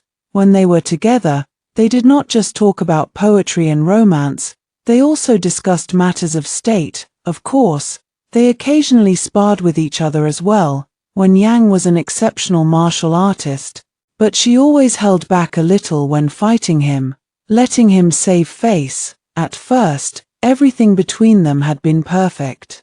Then consort Yuan had entered the palace and everything had changed. A Yuan was a gift from mother. But I promise you, no matter what happens, you will always be the one I love the most, he had told Wen Yang. Back then, they had been so close that they had called each other by their given names, dropping all formalities. In Wen Yang's presence, Xiao Mingyu had not felt like an emperor, just an ordinary man in love with his wife.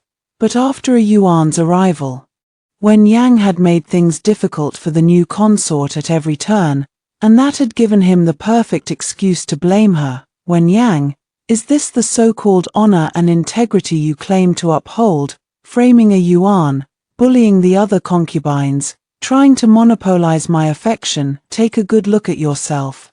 You are nothing but a jealous, petty woman.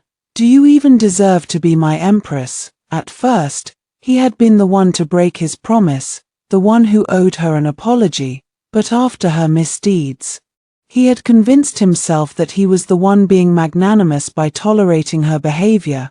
Surely that made them even now, he had thought. He would scold her, then apologize and shower her with gifts. They would go back to the way they used to be, he was certain of it.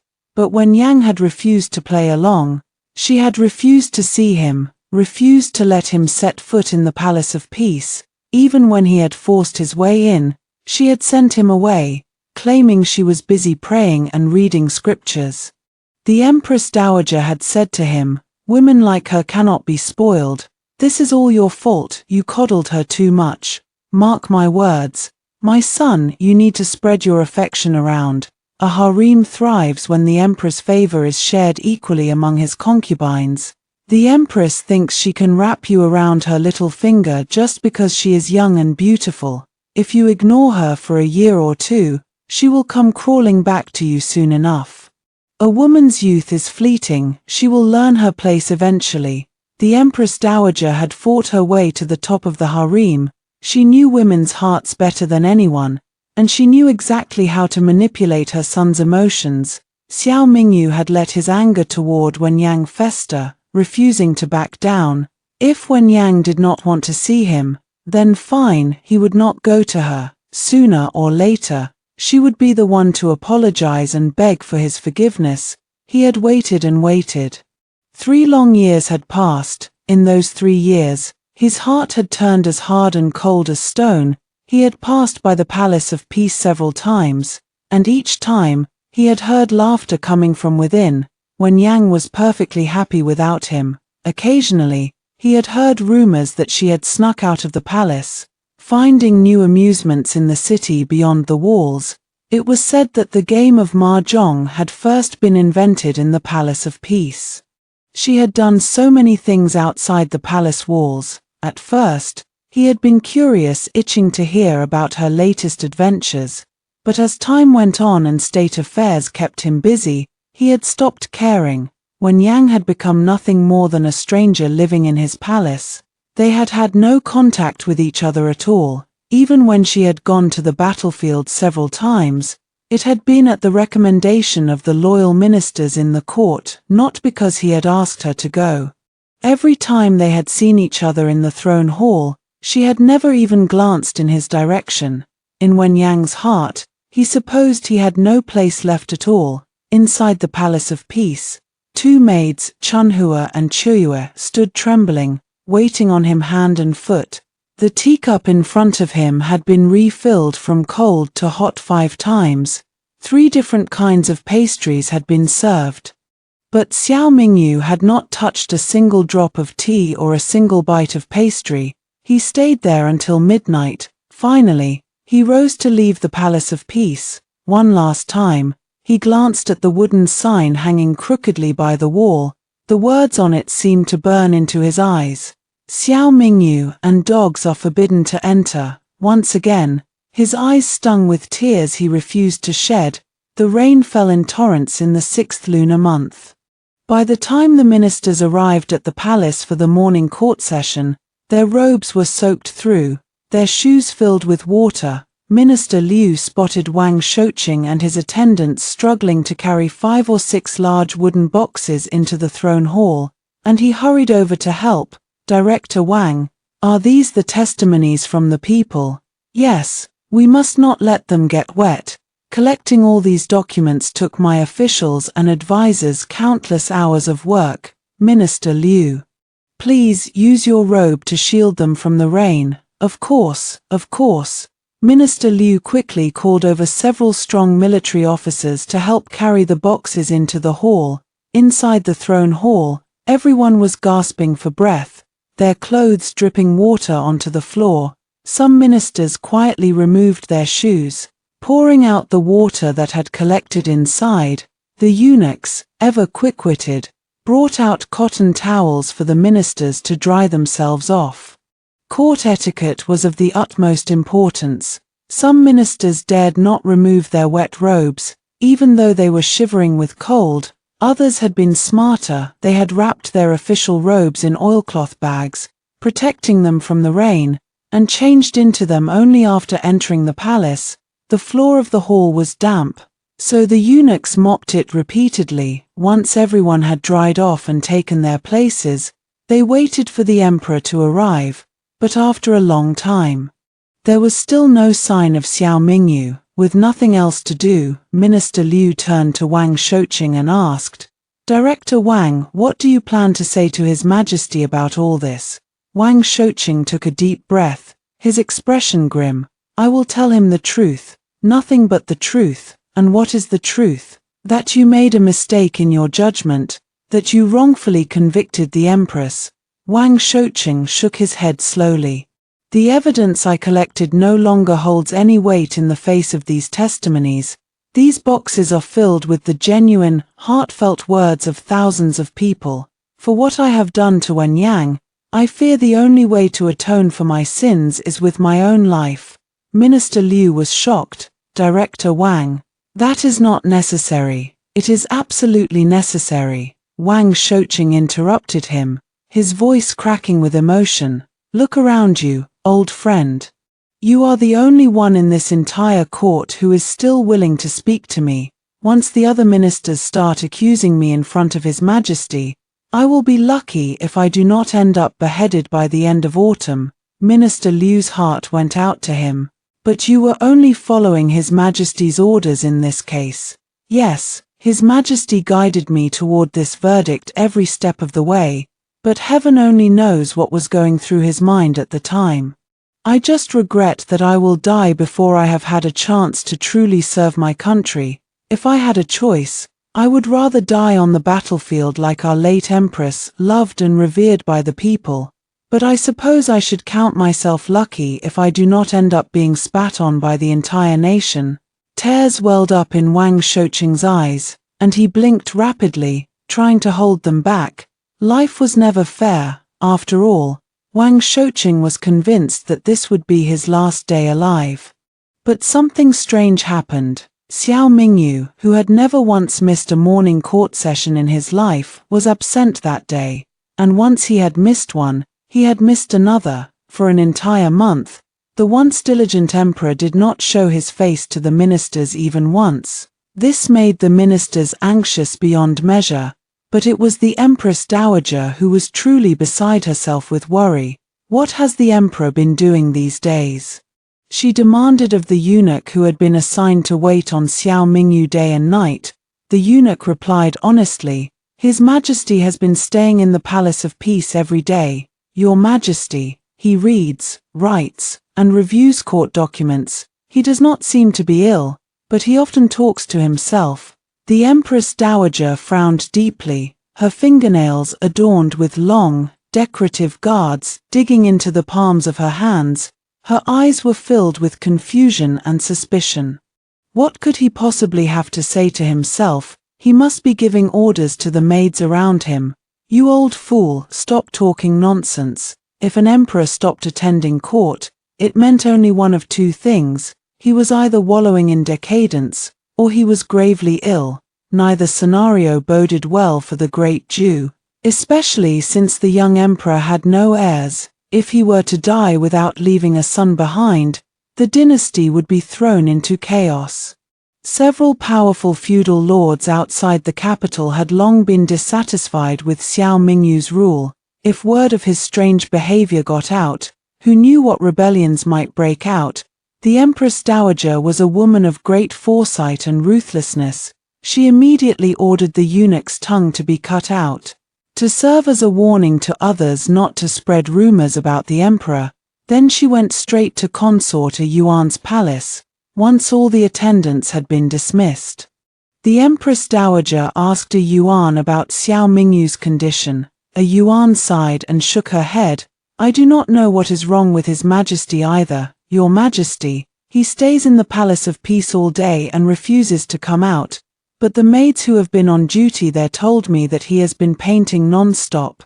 "Painting?" "Yes, he only paints one person, the late Empress." A Yuan handed the Empress Dowager a scroll of paper that a palace maid had taken out from inside. "This is it." On the rice paper, the figure was rendered vividly and lifelike. Wen Yang was clad in a suit of armor, mounted on a fine steed radiating valiance and heroism in every line of her posture. The Empress Dowager's brows knit tightly, her face twisting with irritation. Then she shot a reproachful glare at noble consort Yuan and demanded sharply, "Tell me the truth, have you consummated your marriage with His Majesty yet?" Yuan froze, her cheeks flushing crimson in an instant. Like the most dazzling cherries in the height of summer. "Well," the Empress Dowager pressed her again, her voice sharp. Yuan bit her lip, hanging her head in shame, then shook her head vigorously from side to side like a cattail leaf fan. The Empress Dowager's heart clenched violently with shock and anxiety. "What is the matter with you? It has been so long. His Majesty has visited your palace countless times. How could none of those visits ever lead to anything?" Yuan kept her head bowed, her oval face burning so hot it looked as if it might bleed. She whispered miserably, "Your Majesty, I truly have tried everything. No matter what methods I used, I could never make His Majesty, make him." Her voice trailed off, choked with tears. The Empress Dowager refused to believe her. What man did not crave the pleasures of the flesh? Her son, though not by blood, had been raised by her own hands.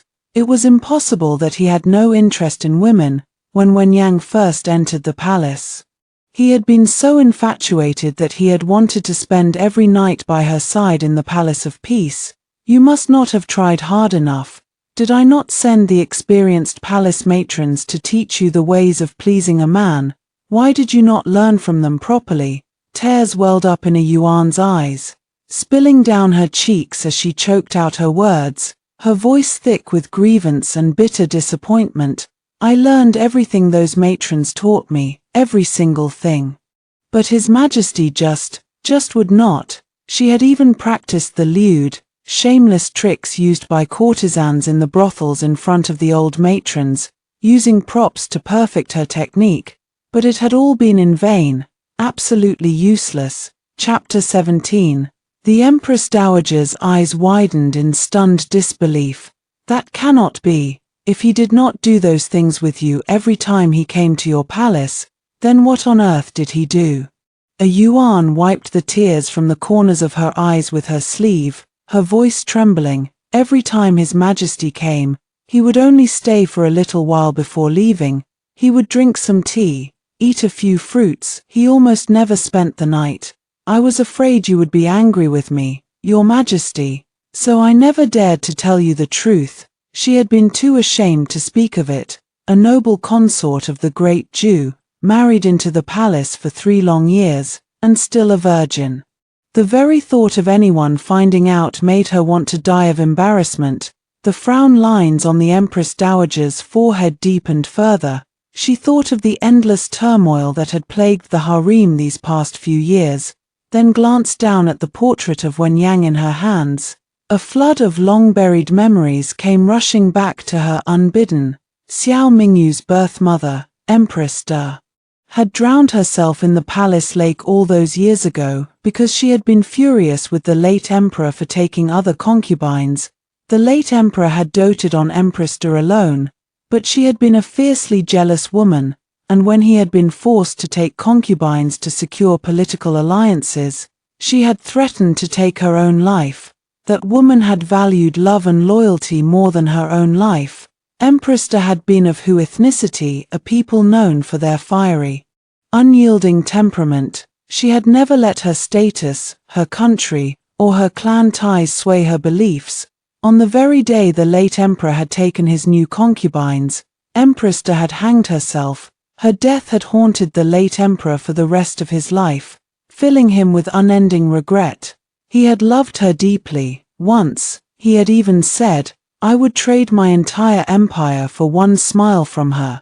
His subsequent neglect of his royal duties, his listlessness, his eventual decline into terminal illness, all of it had stemmed from his grief over Empress De's passing. The Empress Dowager remembered that when Empress De died, Xiao Mingyu had been just a young boy, later adopted by her. She had raised him with her own hands. But he had been only a teenager when the late emperor had passed the throne to him. No one had understood why the late emperor, still in his prime, had made such a sudden decision. Everyone had assumed he wanted to train his son early to be a ruler, or that he wanted to step down and enjoy his remaining years as a retired emperor. But on Xiao Mingyu's very first day presiding over court, the late emperor had passed away. Before his death, he had drawn up a special imperial edict, stating that he wished to be buried in the same tomb as Empress De. No other concubines were to be allowed into the imperial mausoleum. Not even she, the reigning Empress Dowager, would be permitted to be buried in the imperial mausoleum after her death. She would have to be interred in a separate tomb. The late emperor's love for Empress De had been nothing short of legendary. Now, the same tragedy seemed to be unfolding all over again with Xiao Mingyu. The Empress Dowager did not dare to think about what might happen next. When Empress De died, she had left behind a son. The late emperor had clung to life, waiting until his son ascended the throne, fearing that his brothers would seize power and harm the boy if he died too soon. But when Yang had left nothing behind, no children, no heirs, if Xiao Mingyu were to lose the will to live, the consequences would be catastrophic. Foreign enemies were still lurking on the borders.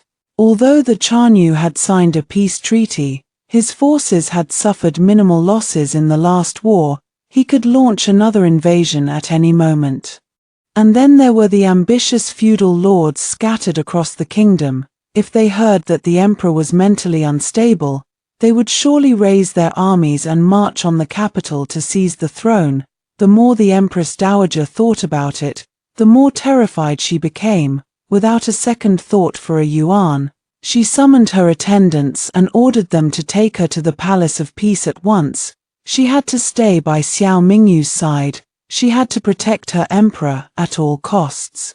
Stepping out of a yuan's palace, the Empress Dowager quickly instructed the eunuch beside her to summon several trusted ministers to her own quarters. Tell them to come immediately. I will join them as soon as I have made sure His Majesty is safe. Also, send for Lu Wanna, the eldest daughter-in-law of the Wen clan. Tell her I have urgent matters to discuss with her. Inside the Palace of Peace, the Empress Dowager arrived in a flurry of haste. 3 or 5 palace maids stood guard at the entrance. At the sight of her, they dropped to their knees, prostrating themselves on the ground in fear and respect. The maids exchanged confused glances. Why had the Palace of Peace suddenly become such a popular place? Everyone seemed to be coming here these days. His Majesty visited every day. Noble consort a yuan came occasionally. And now the Empress Dowager herself had arrived. Had not this palace been nothing more than a cold palace just a short while ago? When had it suddenly become the center of attention? Glancing down at the kneeling maids, the Empress Dowager demanded sharply, her voice dripping with displeasure, "Why are you all lingering outside the door? Where is His Majesty?" The head maid replied timidly, "His Majesty is inside the palace, Your Majesty. He said he wanted to be alone to clear his mind, so he ordered us to wait outside the door. He also said he did not wish to be disturbed by anyone." The Empress Dowager's face darkened with anger. She shot the head maid a fierce glare, then strode past her into the palace. Supported by her eunuchs, she searched every corner of the inner chambers, but Xiao Mingyu was nowhere to be found. Panic surged through her. She immediately ordered her eunuchs to search the entire palace, but there was no sign of him anywhere in the Palace of Peace. Only a few portraits of Wen Yang remained in his study. The Empress Dowager clenched her hands into tight fists, her heart pounding with dread. She was truly terrified now. Beneath the city gates, a burly man clad in armor sat at a table, a pair of massive axes resting behind him. He held a large wine jar in both hands, drinking from it in long, deep gulps, his eyes never leaving a small, hidden side door. He had been guarding the palace gates for 4 years. Except for the first year, he had rarely seen Wen Yang, but for the following 3 years, whenever she had been in the imperial capital, She had slipped out of that small door almost every single day. Sometimes she had dressed as a eunuch, sometimes as a palace maid, other times in men's clothing, or in military uniform. She had made all those different outfits with her own hands, so she had told him. Memories flooded his mind, her bright, laughing face, her cheerful voice echoing in his ears. I'm going boating on the lake today. I've invited some lovely young ladies to come with me. Xiao Wu, would you like to join us? It's New Year's Eve. I have to bring some good food and wine for those little beggars. No one should have to go hungry on New Year's. Xiao Wu, did you buy all the fireworks and firecrackers I asked you to? Come on, let's skip work for the day. Let's go have some fun together. Tonight is the day my father and brothers are being buried. I'm sure they're watching over me from heaven, aren't they? Xiao Wu, my mother must be heartbroken again, but I dare not go see her. If she sees me dressed in this men's clothing, she'll only think of my father and brothers. She always says I take after him. Not her. None of my brothers looked like him. Last year, I went to see her wearing this outfit. She cried all night long. Her eyes were swollen shut. It broke my heart to see her like that. But my mother is a lucky woman. She knows that my father loved only her for his entire life. She tried so hard to stop me from entering the palace back then. I didn't understand why at the time, but now I do. Not every man can be like my father, loyal to one woman for a lifetime. Xiao Wu, do you have a girl you like? Look at you, blushing like that. Of course you do. I'll ask my grandmother to arrange a match for you. You were raised by the Wen clan. Even though you're an adopted son, your status is more than good enough to marry a fine young lady. Which girl is it? Tell me, hurry up and tell me. Wen Yang's bright, smiling face lingered in Xiao Wu's mind, refusing to fade away. All his sorrow and grief were buried deep in his heart, weighing him down like a mountain. He had once thought about throwing everything away, his duty, his loyalty, and taking her away from the palace, away from this gilded prison. But he took another huge gulp of the fiery white wine, the liquid burning his throat as it went down. The harsh, acrid taste made tears well up in his eyes. That small side door would never open again. No one would ever slip out of it again. Calling his name with that cheerful voice, Xiao Wu, he wiped the tears from his eyes with the back of his hand, then rose unsteadily to his feet, preparing to return to his post. But then a sound came from the small door, a faint creak. The door was slowly opening. Xiao Wu froze, his breath catching in his throat. Tears poured down his face as he stared at the door, his heart pounding wildly in his chest. Was he about to hear her voice again? That familiar cry of Xiao Wu. A figure emerged from the door, wearing a high bun tied with a blue ribbon, clad in a pale blue robe, men's clothing. For a split second, Xiao Wu's heart soared with wild hope. He almost thought Wen Yang had come back to him. She had loved the color pale blue. She had loved wearing men's blue robes more than anything. She had always carried a paper fan in her hand, saying with a grin, "A fan makes me look even more dashing and heroic, don't you think?" She had even learned a few martial arts moves using the fan as a weapon, and she had gotten hurt more than once, trying to show off her skills, as she had always laughed it off afterward. "Guess I overdid it with the showboating this time.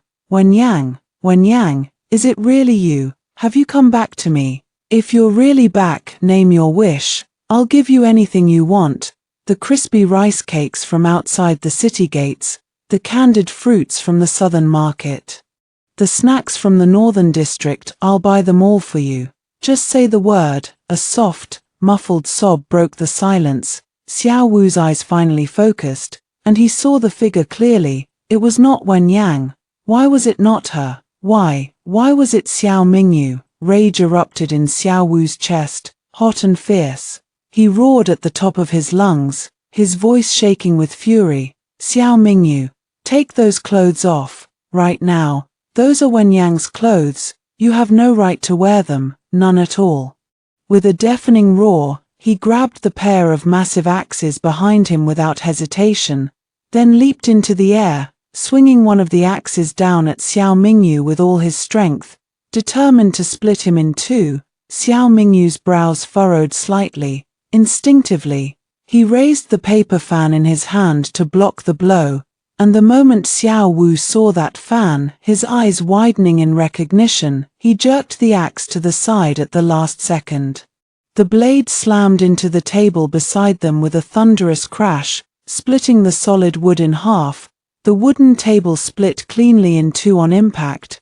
Xiao Wu's momentum was unstoppable. Even in missing his mark, he still managed to graze Xiao Mingyu, sending the paper fan flying from his grasp. As the fan spun through the air, Xiao Wu, who valued his axes more than his own life, dropped them without a second thought, diving forward to catch the fan before it hit the ground. He cradled the fan gently in his palms, tears streaming down his face in torrents. Xiao Mingyu's throat tightened, his eyes stinging with a sudden, unfamiliar ache. This was Xiao Wu, the man who had turned down countless promotions to high military rank, choosing instead to stand guard at this lowly gate. He had stayed here, guarding this tiny side door. No, more precisely, he had stayed here to guard someone, to guard Wen Yang. This was why Wen Yang had been able to slip out of the palace so easily all these years. Xiao Wu had stood watch for her, silently and faithfully, for 3 long years. Watching him hold the fan as if it were the most precious treasure in the world, as if it were Wen Yang herself. Xiao Mingyu's eyes reddened with a surge of emotion he could not name. Xiao Wu was nothing but a brute of a soldier. How dare he grieve for his empress? He pressed his lips together, then reached out to snatch the fan from Xiao Wu's hands. Xiao Mingyu moved with the speed of lightning, grabbing one end of the fan and yanking it hard, determined to take it back. Xiao Wu's eyes widened in shock.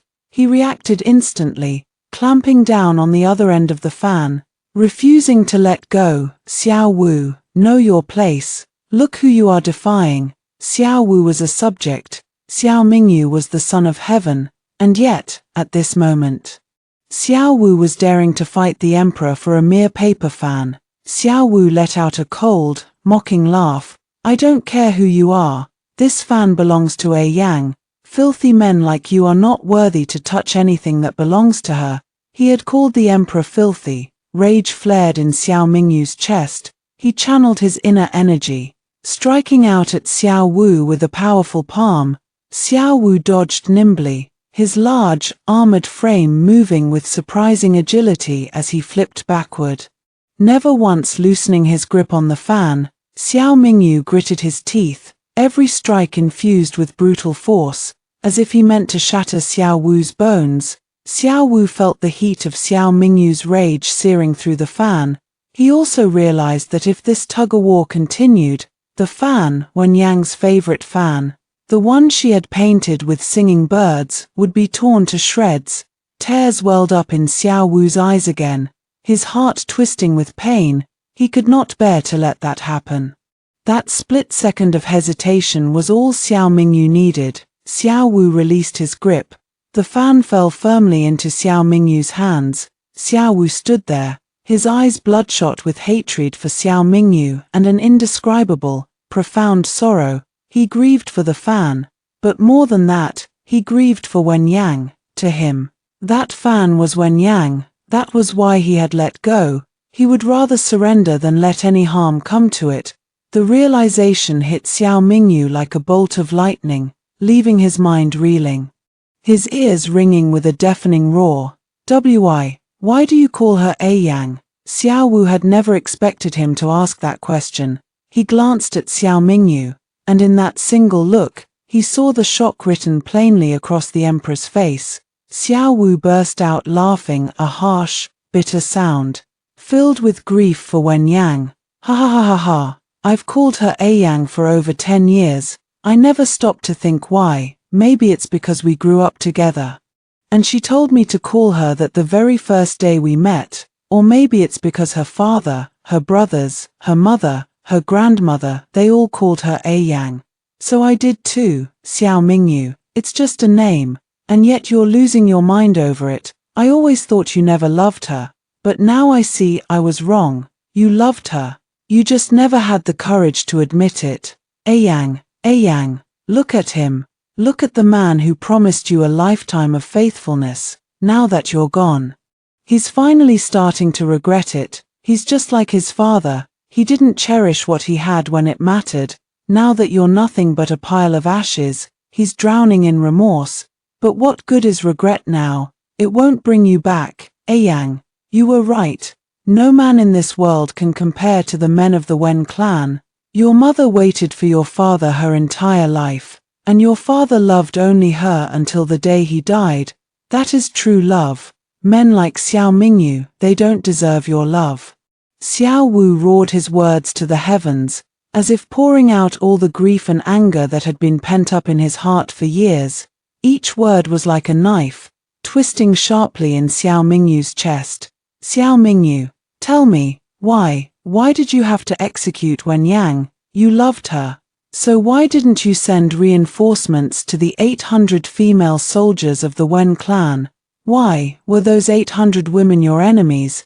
Did you have to send them to their deaths like that? Each of them was someone's daughter, someone's beloved child. How could you throw their lives away so recklessly, letting them be slaughtered and defiled by the enemy? As he spoke, Xiao Wu's rage flared up again, hotter and more intense than before. You didn't send any reinforcements. When Yang fought tooth and nail to survive. But in the end, you cut off her head. She was your wife, the woman you swore to protect for the rest of your life. How could you? How dare you? Xiao Mingyu pressed his lips together tightly, his mind flashing back to that fateful day in the military camp, when he had plotted the strategy with General Yaojiang. Yaojiang had proposed using the 800 female soldiers as bait, luring the enemy into Tongyu Valley where they would be ambushed and annihilated. But Yaojiang had betrayed them. All the reinforcements had turned traitor, defecting to the Jurchen tribe. They had been caught off guard, trapped behind enemy lines. The elite Imperial Forest Guards he had secretly dispatched from the palace had arrived too late. He had been forced to suppress the news of Yaojiang's betrayal, afraid that if the feudal lords learned the capital was undefended, they would rise up in rebellion. But the fact remained. The reinforcements had become traitors. Hundreds of soldiers had witnessed it with their own eyes. There was no way to cover it up, so he had resorted to a desperate ruse, letting Wen Yang take the blame for the treason. At the time, he had thought it was the best way to protect her. After all, she had once saved the Chanyu's life. The Chanyu had fought against him on the battlefield, but he had always seemed like a man of honor, someone who valued loyalty and gratitude. Surely he would spare Wen Yang's life. But he had misjudged the Chanyu's character. The Jurchen king had indeed spared her life, but he had also used her as a weapon to strike at Xiao Mingyu's weakest point. He had ordered Wen Yang's execution, forcing Xiao Mingyu to watch as her head fell to the ground, forcing him to watch her die right before his eyes. The sight of her blood spraying across the battlefield, staining the sky red, the stench of blood filling his nostrils, the warm, sticky feel of it on his hands, it had haunted him like a nightmare ever since. Haunted him every single day. Inside the Empress Dowager's palace, several loyal ministers waited anxiously. Minister Liu paced back and forth, his face etched with worry. Wang Shouqing sat quietly on the side, sipping his tea, his expression unreadable. Censor Fang tapped his fingers lightly on the armrest of his chair. He opened his eyes, which he had been keeping closed, and glanced at the agitated Minister Liu, unable to resist chiding him. Minister Liu, you're not a young man anymore. Must you still pace around like a caged animal? It's exhausting just watching you. Minister Liu wiped the sweat from his forehead, but his pacing never stopped. I can't be as calm as you two. The Empress Dowager summoned us here for a reason, and it must be about His Majesty. I've been thinking about it these past few days, and I've realized something. His Majesty hasn't been right since he returned from the battlefield. Any other ruler, any other general, would have rested for months after such a grueling campaign, But not him. He threw himself into work the moment he stepped back into the palace, day and night, as if he was trying to run from something. He didn't sleep, didn't eat properly, he worked himself to the bone. And then the Wen Yang case broke. He sat on that dragon throne for days on end, without rest. Not even an owl could survive that kind of exhaustion. Now he hasn't shown up for court in over 30 days. The problem is staring us in the face. Our emperor is gravely ill, and it's not a physical illness, it's in his heart. Wang Shouqing and Censor Fang exchanged a glance, both nodding in silent agreement. Wang Shouqing took another sip of his tea, then asked, his voice grave, "The Empress Dowager summoned us here to find a solution. Do either of you have any ideas?" Censor Fang stretched his aching shoulders and yawned loudly. No, his lazy, indifferent reply only served to make Minister Liu even more anxious. Even if you're planning to retire soon, you can't be this careless. You're a minister who has served 3 emperors. Act like it. Censor Fang clicked his tongue, looking amused. Then what brilliant plan do you have, Minister Liu?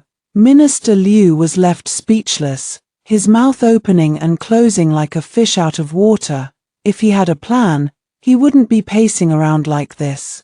The 2 men turned their eyes to Wang Shouqing, their last hope. What about you, Director Wang? Wang Shouqing let out a long, weary sigh. I have a plan, but it won't be easy to execute. We'll just have to wait and see. Madam Wen has arrived. A loud announcement echoed from outside the palace gates. Lu Wanna entered, escorted by a group of palace maids. Lu Wanna, the eldest daughter-in-law of the Wen clan, was the daughter of the wealthiest merchant in Jiangnan. At the old matriarch's funeral, she had been dressed head to toe in plain white mourning clothes, no jewelry, no ornaments, and yet her delicate, pale features had shone with a quiet, ethereal beauty. Today, coming to the palace to meet the Empress Dowager, she was no less modestly dressed. She wore no silk robes, no jade hairpins, no golden ornaments, nothing that would make a sound as she moved. But this simplicity only served to highlight her natural grace and elegance. Her slender waist was as supple as a willow branch. Her beauty was like snow falling over the misty rivers of Jiangnan, delicate and pure, yet radiant with quiet strength. She walked with slow, graceful steps, every movement a picture of refined elegance. The other 2 ministers, each lost in their own thoughts, could not help but steal a few glances at her. Wang Shouqing, who had met her before at the funeral, nodded at her in greeting, and then they waited for the Empress Dowager to arrive. 2 more rounds of tea were served, 2 more plates of fruit were brought out. The palace maids and eunuchs stood silently by, waiting on them hand and foot, the air thick with tension. Finally, as the sun began to set in the west, painting the sky in hues of orange and red, the Empress Dowager arrived. She came in a flurry of haste, her face pale with panic, her hair ornaments askew, her usual regal composure nowhere to be seen. Gone was the imposing, unshakable Empress Dowager. In her place stood a woman terrified out of her wits. "Gentlemen, my lords," she gasped, her voice trembling with fear. "I apologize for keeping you waiting, but I'm desperate. His Majesty is missing. He disappeared at noon. We've searched every corner of the palace, every hall, every courtyard, every room, but there's no sign of him anywhere. I'm so afraid that he's done something foolish, something like what the late emperor did all those years ago." The 4 men inside the palace froze, their faces draining of color. They had never imagined things would come to this. The Empress Dowager was completely at a loss. Before speaking to the 4 of them, she had carefully considered whether she should reveal this dire news. Wang Shouqing was a trusted confidant personally promoted by Xiao Mingyu. He was certainly reliable. Censor Fang was a veteran minister who had served 3 emperors. He had already been in the imperial court when the late emperor's father was still on the throne. A man who had survived 3 reigns must have his reasons. He knew perfectly well what to say and what to keep to himself. Although Minister Liu had a fiery temper, he and Wang Shouqing were former classmates, and his heart was in the right place. One could tell from his constant talk of loyalty to the emperor and love for the country. The only wild card was probably Lu Wanna. This woman was the daughter of the wealthiest merchant in Jiangnan and the eldest daughter-in-law of the Wen clan. Now she was a widow, her husband, parents-in-law, sons, and daughters were all gone, leaving her to manage the entire household alone. But earlier, when she had watched Lu Wanna standing outside the door, she had studied her for a long time. On the surface, she looked like a delicate, gentle woman, but the calm, cool glint in her eyes told the Empress Dowager that Lu Wanna was a woman of considerable means and resolve. Otherwise, how could the great Wen clan, with almost all its male members gone, still stand firm and unshaken in the capital? This capital city, though seemingly prosperous, was a hotbed of hidden currents and intrigues. The Wen clan's vast wealth and influence were a tempting piece of meat that countless people were eyeing greedily. After listening to the Empress Dowager's words, Lu Wanna stood quietly to the side, her face betraying no emotion. Her silence only served to make the Empress Dowager even more anxious. If we've searched the entire palace and found nothing, then he must have gone outside the palace walls. Finding him outside the palace will be far more difficult, actually. If he's left the palace, that might be for the best. What I fear most is that he hasn't left the palace at all, that he's hiding in some corner of the palace. Having done something foolish, the Empress Dowager's legs went weak with fear. The great Zhou dynasty must not end like this. We cannot let this news leak. The border is volatile, and those feudal lords are already restless. If any of their spies in the palace or the capital catch wind of His Majesty's strange disappearance, they will surely seize the opportunity to act. We must not panic, no matter what, but His Majesty's absence will inevitably stir up rumors. What are we to do? The news that he hasn't been attending court has already spread. Prince Ming'an is coming tomorrow morning to demand an audience with him to test the waters. What shall we do then? The ministers were all at a loss for words. Aside from finding the emperor, dealing with Prince Ming'an was now an urgent priority. The Empress Dowager glanced again at the calm, composed Lu Wanna standing beside her, lowered her voice, and asked her directly, "Madam Wen, what do you think we should do?" Lu Wanna was slightly taken aback, but quickly regained her composure. She knew that she could no longer remain a bystander in this matter. After a moment's thoughtful silence, she spoke. "The disappearance of His Majesty is an extremely serious matter, and Prince Ming'an's impending visit is a formidable challenge. If you will permit me to speak freely, Your Majesty, perhaps we could use a strategy of substituting one person for another." How? How can we substitute someone for the emperor? The eyes of the four men all turned to Lu Wanna, their faces filled with anxious anticipation. Lu Wanna sighed quietly to herself. It was clear that for these ministers and the Empress Dowager, the fate of the dynasty would always take precedence over the life of a single man. No one here truly cared whether the young emperor was alive or dead.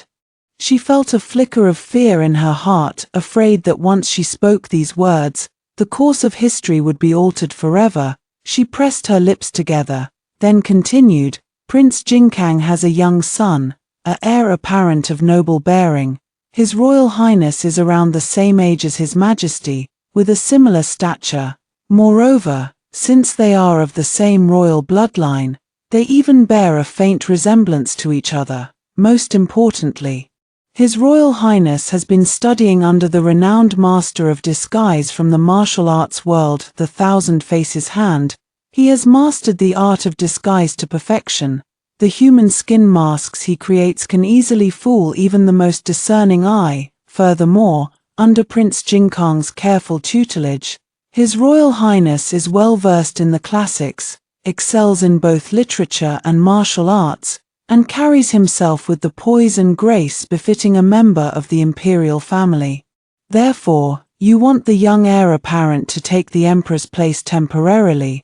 The Empress Dowager immediately understood her plan. The three ministers were stunned for a moment, thinking the idea somewhat absurd, but in their current desperate situation, it seemed like the only viable option. Besides, the young heir was a member of the royal family by blood. If he was indeed as capable as Lu Wanna claimed, then even if Xiao Mingyu was truly dead, the country would not descend into chaos. Then it's settled, we'll proceed with this plan at once. The Empress Dowager spoke with unwavering resolve. The three ministers exchanged glances, then bowed respectfully to her. They couldn't help but marvel inwardly at how Lu Wanna had come to know such confidential information. This was a woman who rarely stepped out of the inner chambers of her home, yet she knew things that even they, the highest-ranking ministers in the land, were unaware of. Truly, there was not a single ordinary person in the Wen clan. Prince Mingen strode out of the imperial palace, shaking the dust off his sleeves, his face dark with frustration and resentment. He walked past the rows of kneeling eunuchs and palace maids, heading straight for the palace gates. Outside the gates, a carriage had been waiting for him for a long time. Prince Mingen climbed into the carriage, and it immediately set off. The carriage jolted up and down as it rolled over the stone-paved streets. A cup of tea was handed to him. Prince Mingen shot a cold glance at the man sitting beside him who had offered the tea, his voice laced with anger and dissatisfaction. You told me that the boy Xiao Mingyu was no longer in the palace. If that's true, then what did I see in there today? A ghost? The Chanyu narrowed his eyes slightly, a faint smile playing on his lips. Is your highness certain that it was truly him? I'm not blind. How could I not recognize Xiao Mingyu when I saw him with my own eyes? Prince Mingen let out a cold snort. My army is already lying in ambush outside the city. I originally planned to use your Jurchen forces as an excuse to march into the palace and seize control, but now all that effort and expense has been for nothing. I'll have to order my troops to withdraw and return to their camps. The Chanyu's lips curled into a mocking grin. There's no need for that, your highness. As long as you have the will to seize the throne, my Jurchen army can launch a surprise attack on the palace. You can then lead your own forces into the palace under the pretense of rescuing the emperor. It would be the perfect opportunity. Perfect opportunity. Have you lost your mind? You fought against Xiao Mingyu on the battlefield. Do you not know how ruthless and cunning that man is? Even after all the battles I've fought and all the hardships I've endured, I'm still no match for his cruelty and treachery. Memories suddenly flashed through the Chanyu's mind, the memory of his last confrontation with Xiao Mingyu on the battlefield, the moment he had ordered the executioner to cut off the head of the woman who had been made to look like Wen Yang. Xiao Mingyu had leaped off his horse like a bolt of lightning, his sword slashing toward him with deadly precision, nearly severing his hand. Prince Mingen glanced at the empty sleeve of the Chanyu's robe. A cruel smirk tugging at the corner of his mouth. The Imperial Forest Guards alone have tens of thousands of soldiers, and the number of assassins Xiao Mingyu has secretly trained is in the thousands. If Xiao Mingyu is truly safe and sound, then all those men are still in the capital, lying in wait. The army I've brought with me, though brave and skilled in battle, fights with swords and spears in the open. They would be no match for those hidden assassins. This plan is doomed to fail. We have no choice but to abandon it. The Chanyu pressed his lips together tightly, his face darkening with rage. He lifted his gaze to meet Prince Mingen's eyes, his gaze cold and ruthless. Prince Mingen, noble consort Yuan is still in the palace, is she not? Your Highness knows the true purpose of my visit to the capital. Since you no longer need my help, then the promise you made to me regarding consort Yuan is naturally null and void. Did you really need to ask? Prince Mingen was arrogant and disdainful. After all, this was the imperial capital, his territory. He had never taken the Chanyu, the king of the Jurchen tribe, seriously at all. In fact, he had already stationed assassins outside the carriage, lying in wait. The moment the Chanyu stepped out of the carriage, a rain of hidden arrows would be unleashed upon him, reducing him to a bloody pulp, leaving no trace of his body behind. The carriage continued to trudge forward slowly. The cup of tea in the Chanyu's hand was still full, untouched. The cup in Prince Mingan's hand, however, was already empty. When the carriage finally came to a stop, Prince Mingan was eager to get out, but the Chanyu suddenly reached out and grabbed his arm, smiling at him coldly. "Your Highness, there's one more thing we haven't finished yet." Prince Mingan froze. A sudden, searing pain exploding in his head, making him dizzy and disoriented. As he collapsed to the floor of the carriage, his eyes fell on the empty teacup in his hand, and he suddenly understood everything. You put something in the water." "That's right," the Chanyu replied, his voice cold and emotionless. "It's called the heartbreaking powder. It takes half an hour to take effect. There are famous doctors in the capital who might be able to cure you if you're lucky enough to reach them in time. Thank you for bringing me into the capital, Your Highness. I owe you a debt of gratitude. I'll repay it in the next life if we both have one." With that, he took off Prince Mingan's outer robe and put it on himself, then stepped out of the carriage. The coachman glanced at the man he thought was His Highness the Prince, then gave a subtle hand signal to the hidden guards lurking nearby. Whoosh, whoosh, whoosh. The sound of arrows slicing through the air rang out. A flurry of long arrows pierced the carriage, their tips coated in poison. Blood soon began to seep out from the cracks in the carriage, staining the stone pavement a deep, dark red. This was the busiest, most prosperous part of the capital. A crowd of onlookers quickly gathered around the carriage, their faces filled with shock and fear. The coachman walked over to the carriage with a look of eager anticipation on his face, pulled open the carriage door, and then his face turned as white as a sheet, his expression morphing into one of sheer terror. A blood-curdling scream echoed through the streets. Prince Mingan had been assassinated in broad daylight. Right there on the busy street, at the Wen mansion, Lu Wanna had just returned from the palace when she heard the news of Prince Mingan's assassination. She wasted no time. Hurrying back to the mansion, a young servant boy rushed forward to bring a footstool, helping her climb down from her carriage. "Madam, you've finally come back. The second madam and the third madam have been waiting for you all night. Please go inside quickly, they're worried sick about you." Lu Wanna knew that her sisters-in-law were concerned about her, so she hurried into the mansion. In the main hall, the second madam and the third madam were sitting together. Accompanied by some of the older female members of the clan, they immediately stood up when they saw her, bombarding her with questions about whether she was safe and sound. Lu Wanna briefly told them about her visit to the palace, carefully omitting any mention of the emperor's disappearance. This was a matter of the utmost secrecy. She could not afford to let any word of it leak within the walls of the Wen mansion. Seeing that Lu Wanna was unharmed, her sisters-in-law and the other female relatives finally relaxed, and after some gentle persuasion, they all went back to their rooms to rest. Lu Wanna also planned to go back to her own quarters to wash up and rest. Her head was still throbbing with pain from everything that had happened the previous night. The Empress Dowager had kept her talking all night long, rambling on about various things, but the main point of their conversation was that she wanted Changfeng, the eldest son of the second madam, to be sent to the military camp. If all the men of the Wen clan were still alive, a 15-year-old boy like Changfeng would indeed be old enough to join the army and serve his country. But now, the older generation of the Wen clan was gone, all of them dead. Sending Changfeng to the military camp would only mean sending him to endure hardship and suffering.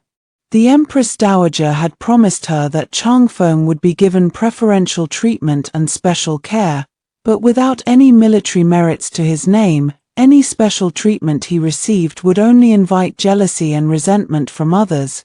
Changfeng was the second madam's only remaining child, her most precious treasure. Lu Wanna knew that it would be impossible to persuade her to let him go. Besides, Lu Wanna herself had no desire to send him off to war. She had no grand ambitions for her family or her country. All she wanted was to protect her family, to keep everyone safe and healthy, to watch them grow up. From now on, she wanted nothing more to do with battlefields or military camps. The Wen clan had already sacrificed enough. She just hoped that the Empress Dowager would not come to her again with more demands and troubles. Xiao Mingyu was not the Empress Dowager's biological son. Whether he was missing or dead, she truly did not care. As long as there was someone sitting on the dragon throne, her position as Empress Dowager would remain secure and unthreatened. Prince Jingkang was a loyal and patriotic man. It would not be difficult to persuade him to lend his son for this ruse.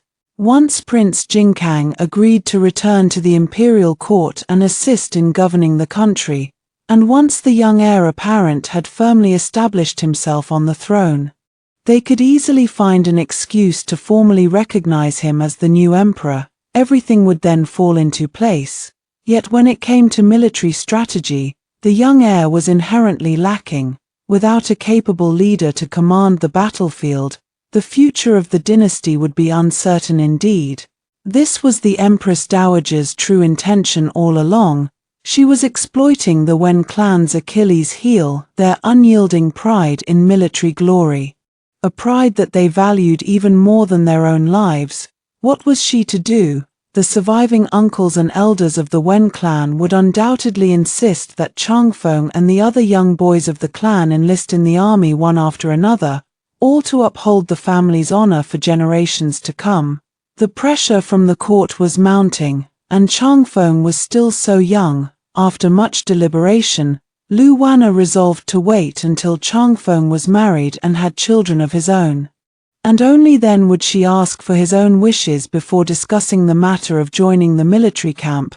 No matter what, she would resist this pressure from above. Lu Wanna rubbed her throbbing temples, then suddenly heard the sound of hurried footsteps echoing down the corridor. Her eyes sharpened with alertness, and she immediately followed the sound into the inner courtyard. To her astonishment, the man standing there was Xiao Wu. "You're supposed to be on duty at the palace today.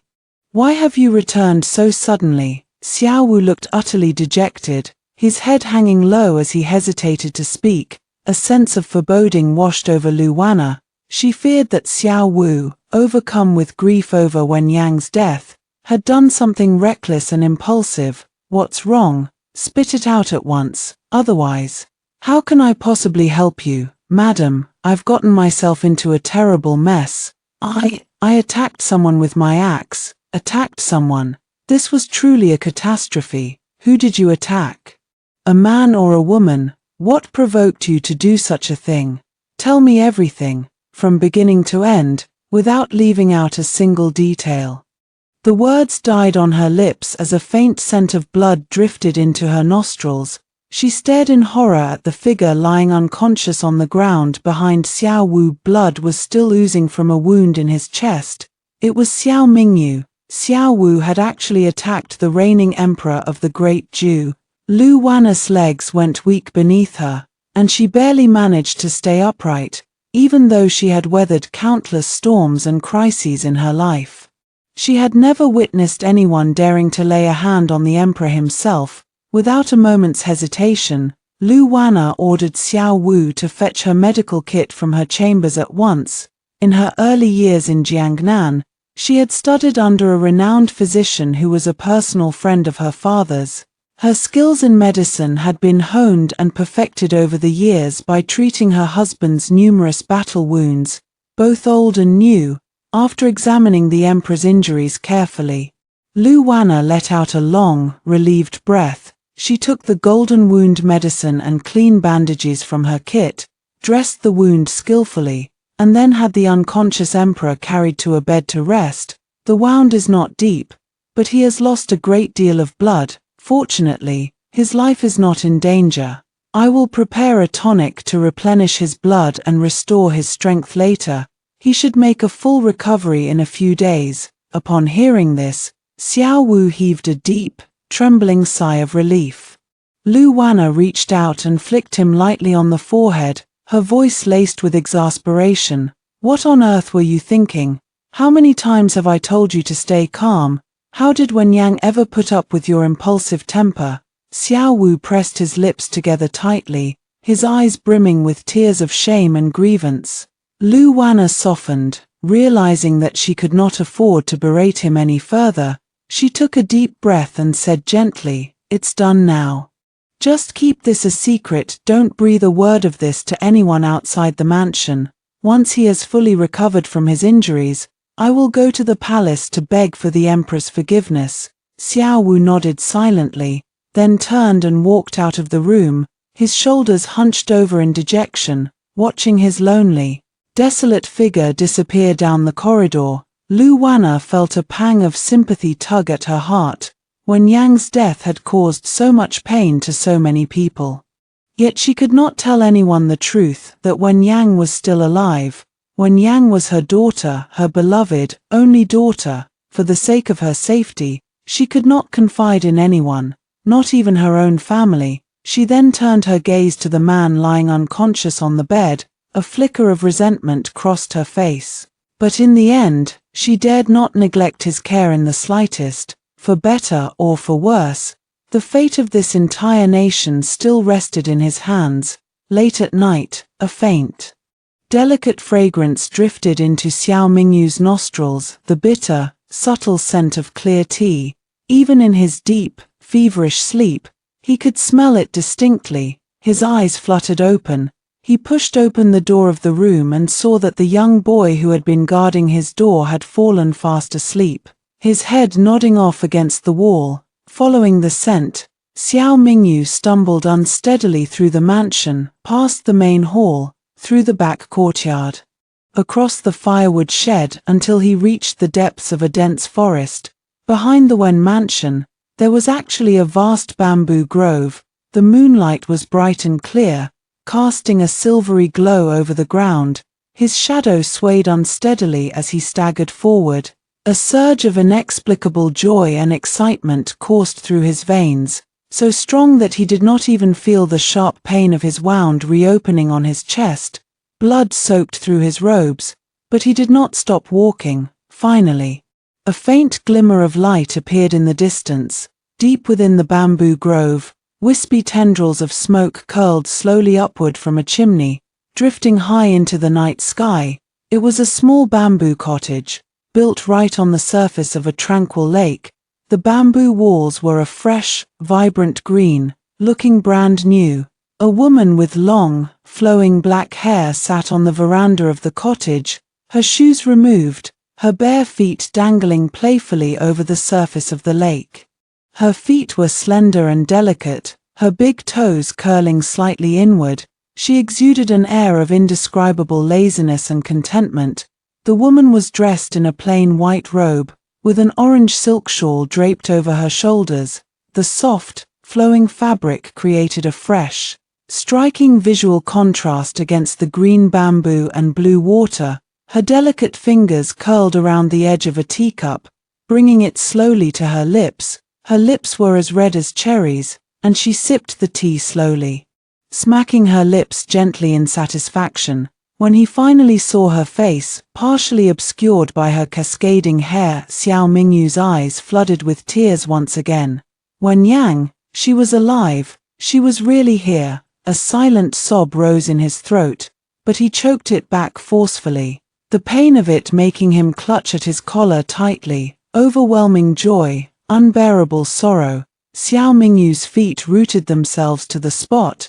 He did not dare to take another step forward. "I never thought you would actually find her."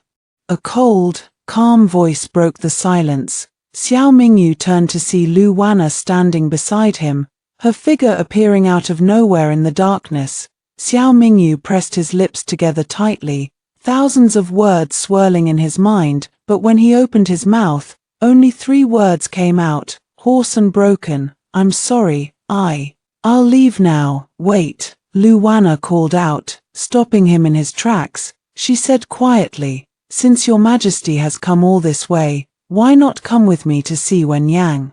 She has been very lonely these past few months. A small bamboo raft floated on the surface of the lake. Lu Wanna stood at the stern, pushing against the water with a long bamboo pole, guiding the raft slowly toward the cottage in the middle of the lake. Inside the cottage, Wen Yang's face lit up with joy when she saw them. She waved eagerly at Lu Wanna from a distance. As soon as Lu Wanna stepped onto the veranda of the cottage, Wen Yang rushed forward and threw herself into her arms. "Mother, where have you been these past few days? It's been so long since you last came to see me." Lu Wanna stroked her daughter's hair gently, chiding her with a fond, indulgent smile. "Why did you take down your hair again? Didn't you like the elegant updo I styled for you earlier?" Wen Yang nuzzled her face against Lu Wanna's chest, her voice soft and coquettish. "It looked pretty, but it was so uncomfortable. I didn't like it, so I took it apart. Really, what will people say? A young lady like you, with her hair hanging loose like this, it's simply not proper. There's no one else here except us, so who cares?" She laughed brightly, her eyes then falling on the figure of Xiao Mingyu standing behind Lu Wanna. "Mother, who is this man? Why is he wearing a mask?" The mask on Xiao Mingyu's face was a gift from Lu Wanna. She had told him solemnly, when Yang suffered severe psychological trauma after the war, she cannot bear to see anyone she used to know, and this included even her own family members. Lu Wanna was Wen Yang's mother, the woman she loved and trusted the most in the world. Only in her mother's presence could Wen Yang truly relax and behave like her old self. Lu Wanna smiled gently at her daughter and explained, "He's an old friend of mine. He heard that you've been recovering well from your injuries, so he wanted to come and visit you." Wen Yang hopped barefoot onto the bamboo floor, spinning around in a circle to show off her improved health. "Thank you for coming to see me. Where's my gift?" She held out her hand expectantly toward Lu Wanna. Xiao Mingyu froze, a look of awkward embarrassment crossing his face beneath the mask. Lu Wanna reached out and tapped her daughter's palm lightly, pretending to be stern. "What a rude little girl. Where are your manners?" Wen Yang frowned, pouting her lips in disappointment. "No gift. Grandpa always brings me lots of nice things when he comes to visit. Honestly, your grandfather has spoiled you rotten. You've completely lost all sense of propriety." Lu Wanna was still scolding her daughter affectionately when Xiao Mingyu reached into his bosom and pulled out an object. It was the paper fan. Xiao Wu had told him that this fan was Wen Yang's most cherished possession in the world. If he gave it to her, she would surely be happy. The fan was placed gently into Wen Yang's outstretched hands. The fan handle was exquisitely carved, adorned with delicate, flowing tassels. The pale blue color of the fan made Wen Yang's eyes light up with delight. This was a color she had always loved. Now that she was holding it in her hands, she was filled with pure, unadulterated joy. She unfolded the fan eagerly. Painted on the fan was a magnificent scene of galloping horses. The horses were depicted with such vivid detail that they seemed to be charging forward with unstoppable momentum, kicking up clouds of dust in their wake. The painting captured the grandeur of the mountains and rivers under a clear blue sky. A poem was inscribed beside the painting, dragon-scaled backs adorned with coin-shaped patterns, silver hooves tread upon mist and clouds. No one weaves a brocade saddle blanket for them. Who will forge a golden whip to guide their way? It was a poem about the battlefield, a poem about war horses. The moment when Yang opened the fan, her cheerful, carefree expression vanished as if she had been possessed by an evil spirit. She let out a blood-curdling scream. Lu Wanna realized something was terribly wrong and rushed forward to hold her tightly in her arms. "Yanga, Yanga, it's all right, it's all right. Mother is here. Mother is with you." But when Yang continued to scream hysterically, her body trembling violently, her eyes were wide with terror, completely unfocused, she cried out in a broken voice, "Mother, there's so much blood, so much blood. They're all dead, everyone is dead. I killed so many people. But there were too many enemies, I couldn't defeat them all. Mother, Save me, my face. My face. She clawed frantically at her own cheeks with her fingernails. The realistic human skin mask covering her face was torn off in an instant. A face covered in deep, jagged scars was revealed to Xiao Mingyu's horrified eyes. The scars stretched from her forehead all the way down to her chin, looking like deep, gaping ravines enough to make anyone's heart skip a beat. But the scars on her face were not the worst of it. There were also scars covering her entire body. As she thrashed and struggled in Lu Wanna's arms, Xiao Mingyu caught a glimpse of her ankles. Not a single inch of skin was unmarred by scars and wounds. It took Lu Wanna a great deal of effort to finally calm her daughter down. She lit an incense stick infused with a sedative, and soon Wen Yang fell into a deep, exhausted sleep.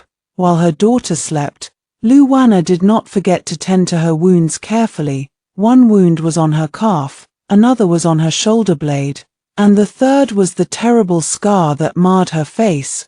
All three wounds had been inflicted on the battlefield. No one knew for certain who had caused them. As for the countless smaller wounds covering her body, they had all scabbed over and healed, leaving behind a network of faint, silvery scars. Lu Wanna's heart ached with unspeakable sorrow as she looked at her once beautiful daughter, now reduced to this state. She was terrified that Wen Yang would be horrified by her own reflection if she ever looked into a mirror, so she had searched far and wide for a master craftsman who could make realistic human skin masks. In the end, she had learned from Prince Jinkang that his son, the young heir apparent, was a master of disguise.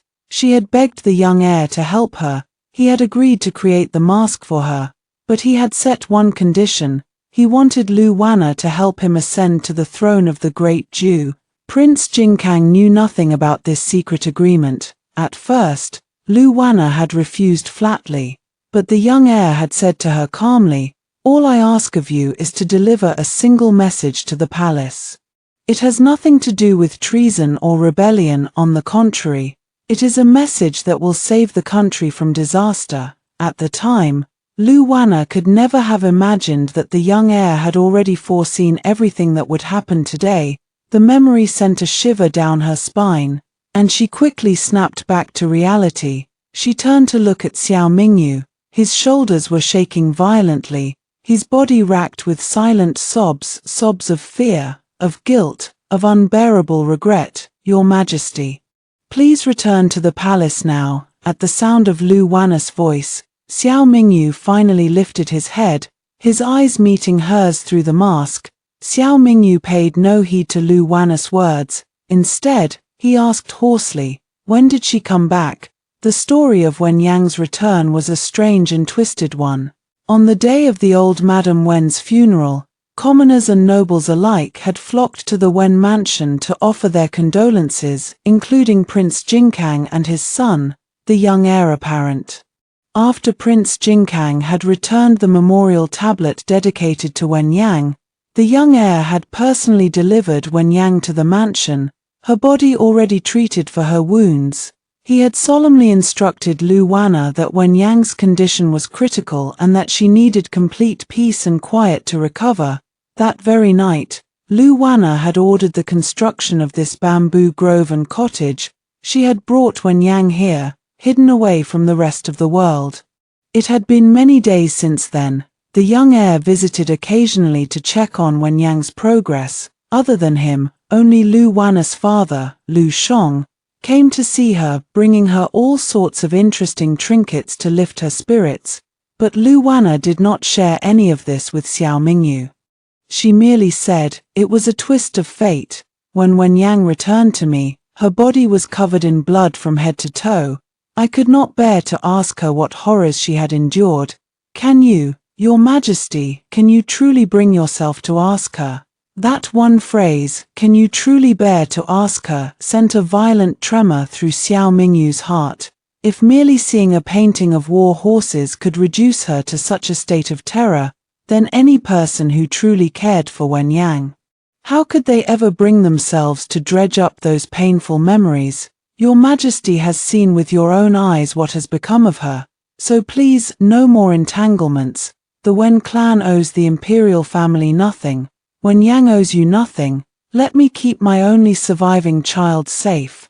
Let us live out the rest of our days in peace." As Lu Wanna spoke, her voice cracked repeatedly, thick with unshed tears.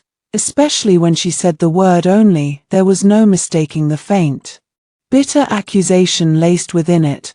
The men of the Wen clan had dedicated their entire lives to the military. From her grandfather's generation onward, not a single one of them had died a peaceful death in their beds. Every last one of them had gone off to the battlefield in their prime and never returned. I, Lu Wanna, am nothing but a weak woman. I have no lofty ideals of loyalty to the throne or glory in battle. I know that the imperial family is currently short of capable military commanders.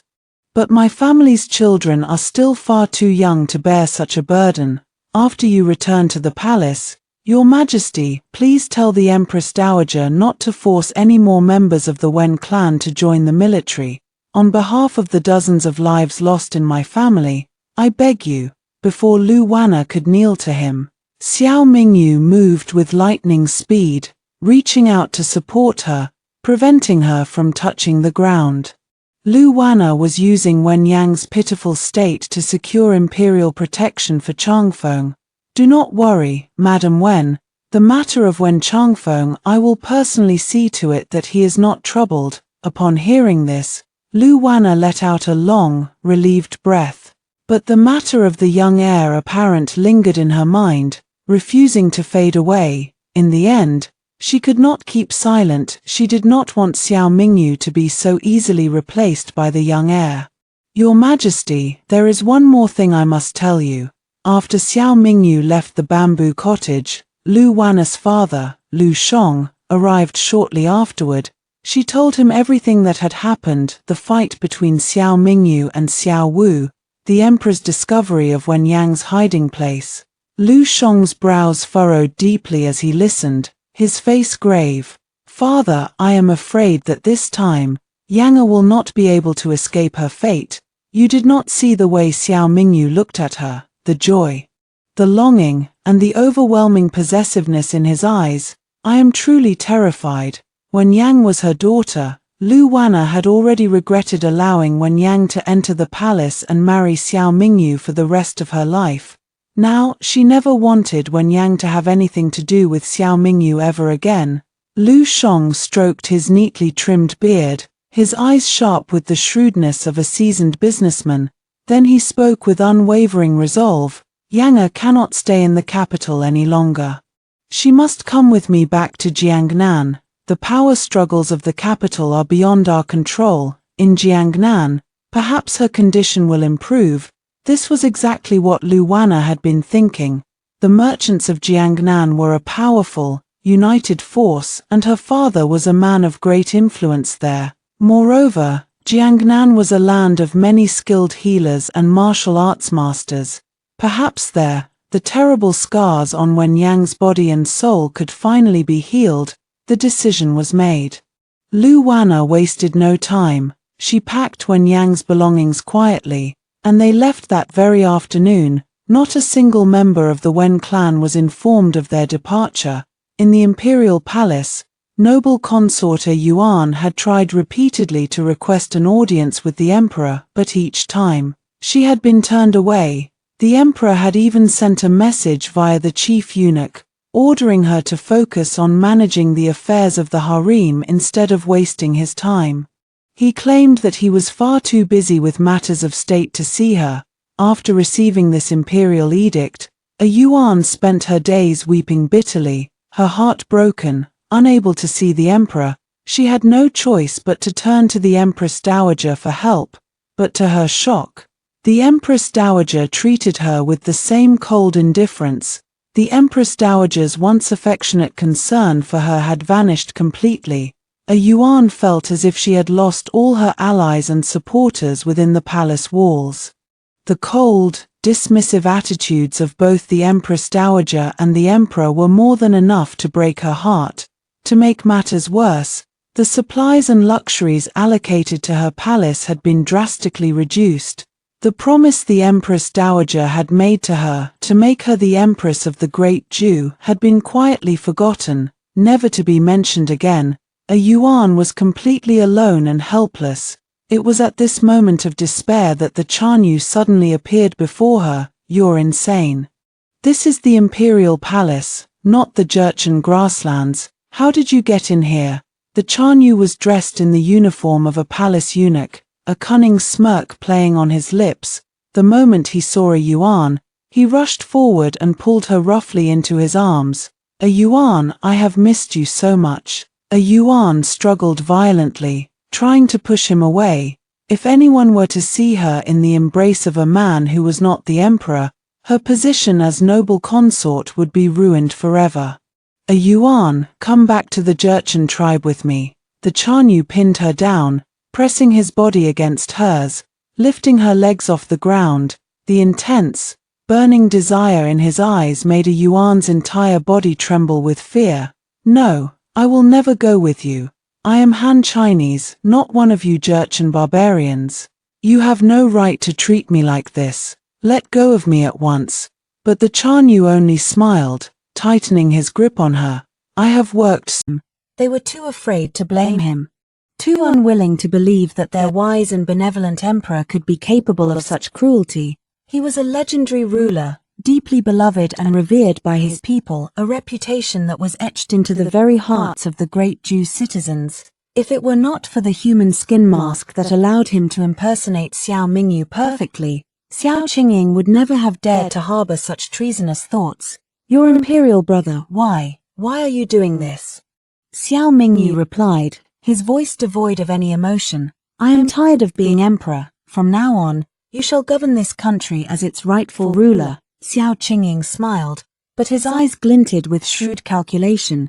Your imperial brother, your sudden generosity makes me rather uneasy. Without knowing your true motives, I dare not accept this golden throne, even for a moment. Xiao Mingyu let out a soft snort, his eyes flicking toward the door, where faint shadows could be seen moving in the darkness. I know exactly what you are thinking. If you wish to order your hidden guards to enter this room, by all means, send them in. Xiao Qingying adjusted the sleeves of his dragon robe, his voice laced with a hint of longing. Your imperial brother, the imperial dragon robe feels so comfortable to wear. I have only worn it once, but I already cannot bear to take it off. Why does this garment hold such irresistible allure? To sit on the dragon throne, high above all others, to be the supreme ruler of the world, to see everyone kneel and prostrate themselves before you. The taste of power is simply intoxicating. Xiao Mingyu's lips curved into a faint smile. He knew his younger brother well. Xiao Qingying was a man of decisive action, never one to hesitate or drag his feet. When they had studied together in the Imperial Academy as children, their tutor had once praised Xiao Qingying for having the bearing of an emperor, but he had also warned that his ambition was written plainly on his face, that he lacked the compassion and magnanimity that a true ruler needed.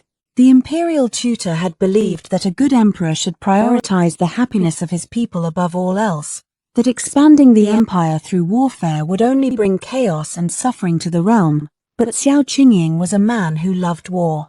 Every time there was a conflict with the Jurchen tribe, Xiao Qingying had been the first to advocate for military action, and every time, his proposals had been rejected by the other ministers, for the late emperor had left behind a legacy of governing the country through peace and harmony. But now, the ruler of the Jurchen tribe was the Chanyu, a man of boundless ambition and ruthless political cunning. The policy of peace that Xiao Mingyu had championed for so long would never be able to withstand the Chanyu's relentless expansionist ambitions. In fact, Xiao Mingyu's reluctance to go to war, his so-called weakness, might very well lead to the downfall of the great Zhou dynasty. Chapter 32. If Xiao Qingying could ascend to the throne, he would be able to persuade the peace-loving ministers to take up arms against the Jurchen threat. This might very well bring a new era of prosperity and strength to the great Jew. It was for this reason that Xiao Mingyu had made the decision to abdicate the throne. It was a choice he had made after careful consideration and countless sleepless nights. He also knew that the moment he returned to the palace, aside from settling the matter of Wen Changfeng with the Empress Dowager, Xiao Qingying would have already laid a trap waiting for him. Your imperial brother, when did you find out that I had stationed hidden guards throughout the palace? Xiao Qingying had already realized that the shadowy figures lurking outside the door were no longer his own men. He had always known that Xiao Mingyu had his own secret network of assassins hidden within the palace walls. Their exact number was unknown, but Xiao Qingying had always been certain that Xiao Mingyu had been keeping a close eye on him, guarding against his every move. That was why Xiao Qingying had ordered his own hidden guards to send out a secret signal before they died, to let him know that his position was compromised. He had already caught a whiff of the distinctive scent emitted by the bodies of his fallen guards. Xiao Mingyu picked up the abdication edict and handed it to Xiao Qingying, his voice calm and steady. From the very beginning, the moment I asked you to impersonate me, I already planned for this day. Xiao Qingying froze in shock, then pressed his lips together tightly. He had always known his elder brother was clever, but he had never imagined he was this far-sighted. It was no wonder the imperial tutor had favored Xiao Mingyu more than him when they were young. Xiao Qingying knew that he was defeated. There was no way out for him now. He took a deep breath, stepped back, and bowed deeply to Xiao Mingyu. Your imperial brother, I am at your mercy. Do with me as you will. If you wish to execute me and exterminate my entire clan for treason, I will not utter a single word of complaint. No ruler would ever tolerate a member of the imperial family who plotted to seize the throne. Xiao Qingying understood perfectly well that Xiao Mingyu had every right to punish him and his entire family, the house of Prince Jinkang, for their betrayal. If their positions were reversed, if Xiao Qingying were the emperor and Xiao Mingyu the traitor, he would not rest until every last one of his enemies was put to death. Xiao Mingyu looked at his younger brother, then reached into his sleeve and pulled out another object, handing it to him. Xiao Qingying stared at the gleaming jade pendant engraved with the imperial seal of the Great Jew. A look of utter disbelief crossed his face. Take this, Xiao Mingyu said simply. Xiao Qingying's eyes widened in shock. Your imperial brother. He could not bring himself to believe that Xiao Mingyu was truly giving him the imperial jade pendant, the symbol of the emperor's authority. He could only assume that this was another one of Xiao Mingyu's tricks. A way to trap him and condemn him to an even more terrible fate. Put those ridiculous suspicions out of your head. I am not as devious as you think. My words mean exactly what they say. The abdication edict is yours. The imperial dragon talisman is yours. This entire kingdom you have coveted for so long. I give it to you. Xiao Qingying's eyes widened in disbelief, his gaze darting frantically to and fro as he stared at Xiao Mingyu. Your imperial brother, you truly mean this? When have I ever lied to you? It was true. Xiao Mingyu and Xiao Qingying were as different as night and day. One was upright and honorable, always acting with integrity and fairness. The other was cunning and scheming, relying on trickery and deception to get what he wanted. Both men were capable of achieving their goals, but Xiao Qingying's methods were always far more underhanded. Xiao Qingying, I have watched you closely for many years. You possess all the qualities required to be a great emperor. If you wish to expand our borders and conquer new lands, then go forth and do as you see fit. But I have only one demand of you. Do not sacrifice innocent lives to achieve your ambitions. Among the loyal ministers of the court, those who can serve you well should be kept. Those who cannot, you must still spare their lives. Do you understand? At long last, Xiao Qingying believed that his elder brother's decision was genuine. A wave of terror washed over him, but it was quickly followed by overwhelming, intoxicating excitement. The imperial throne, the most coveted position in the entire world, was his for the taking.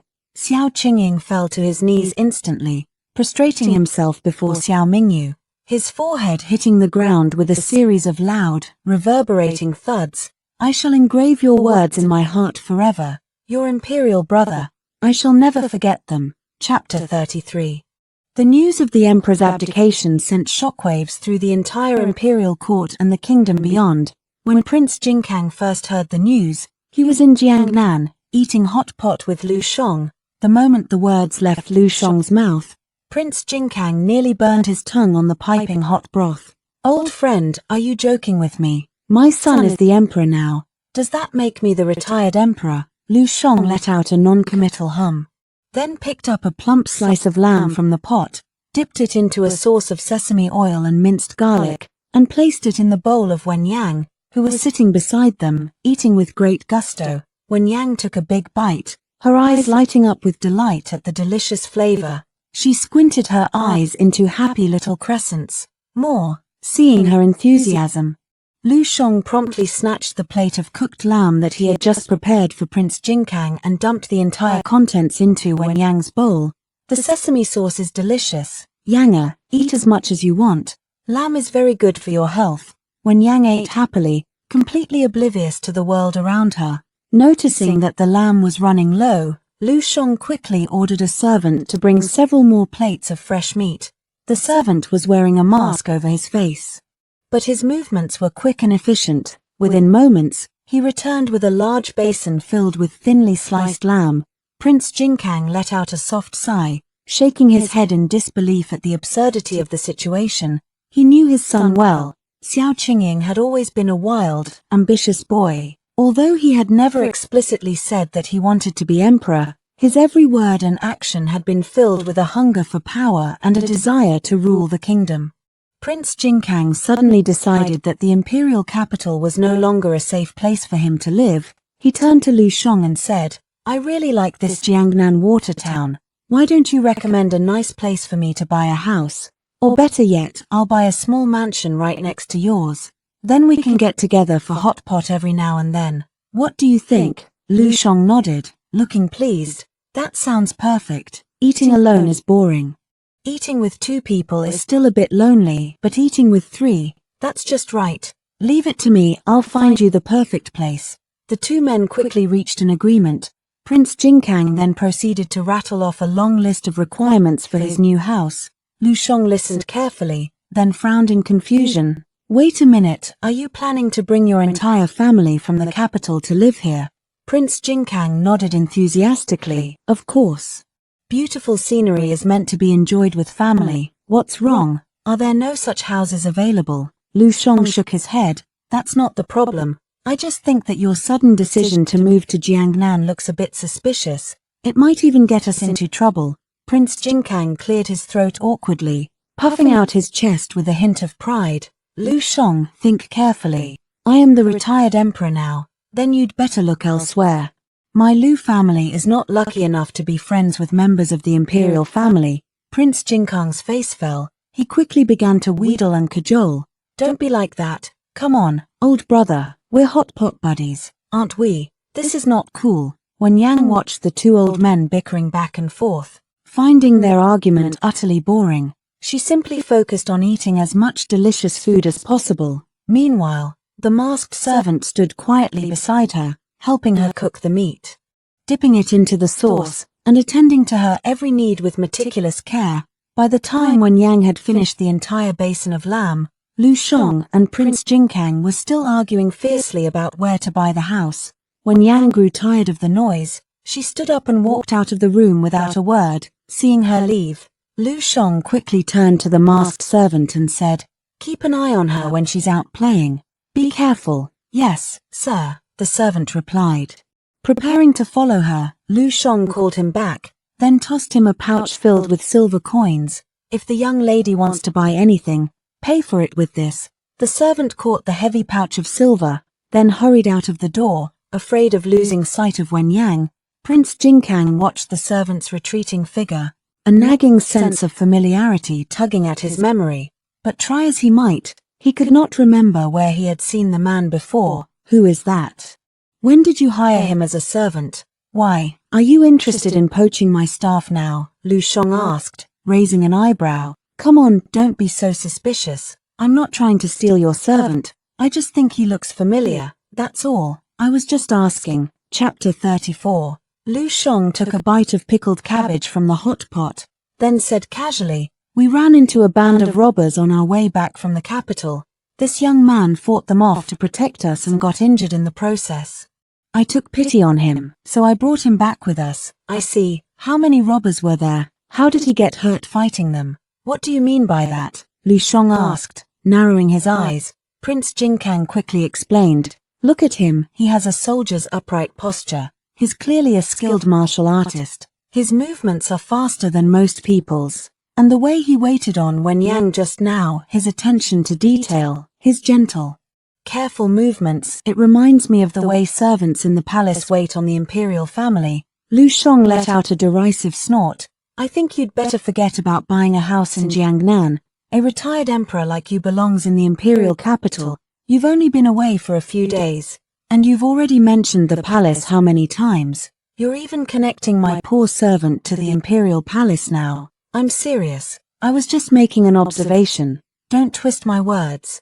And have you checked his background? Given Wen Yang's current condition, is it really safe to let her go out alone with just a servant? Shouldn't you go with them?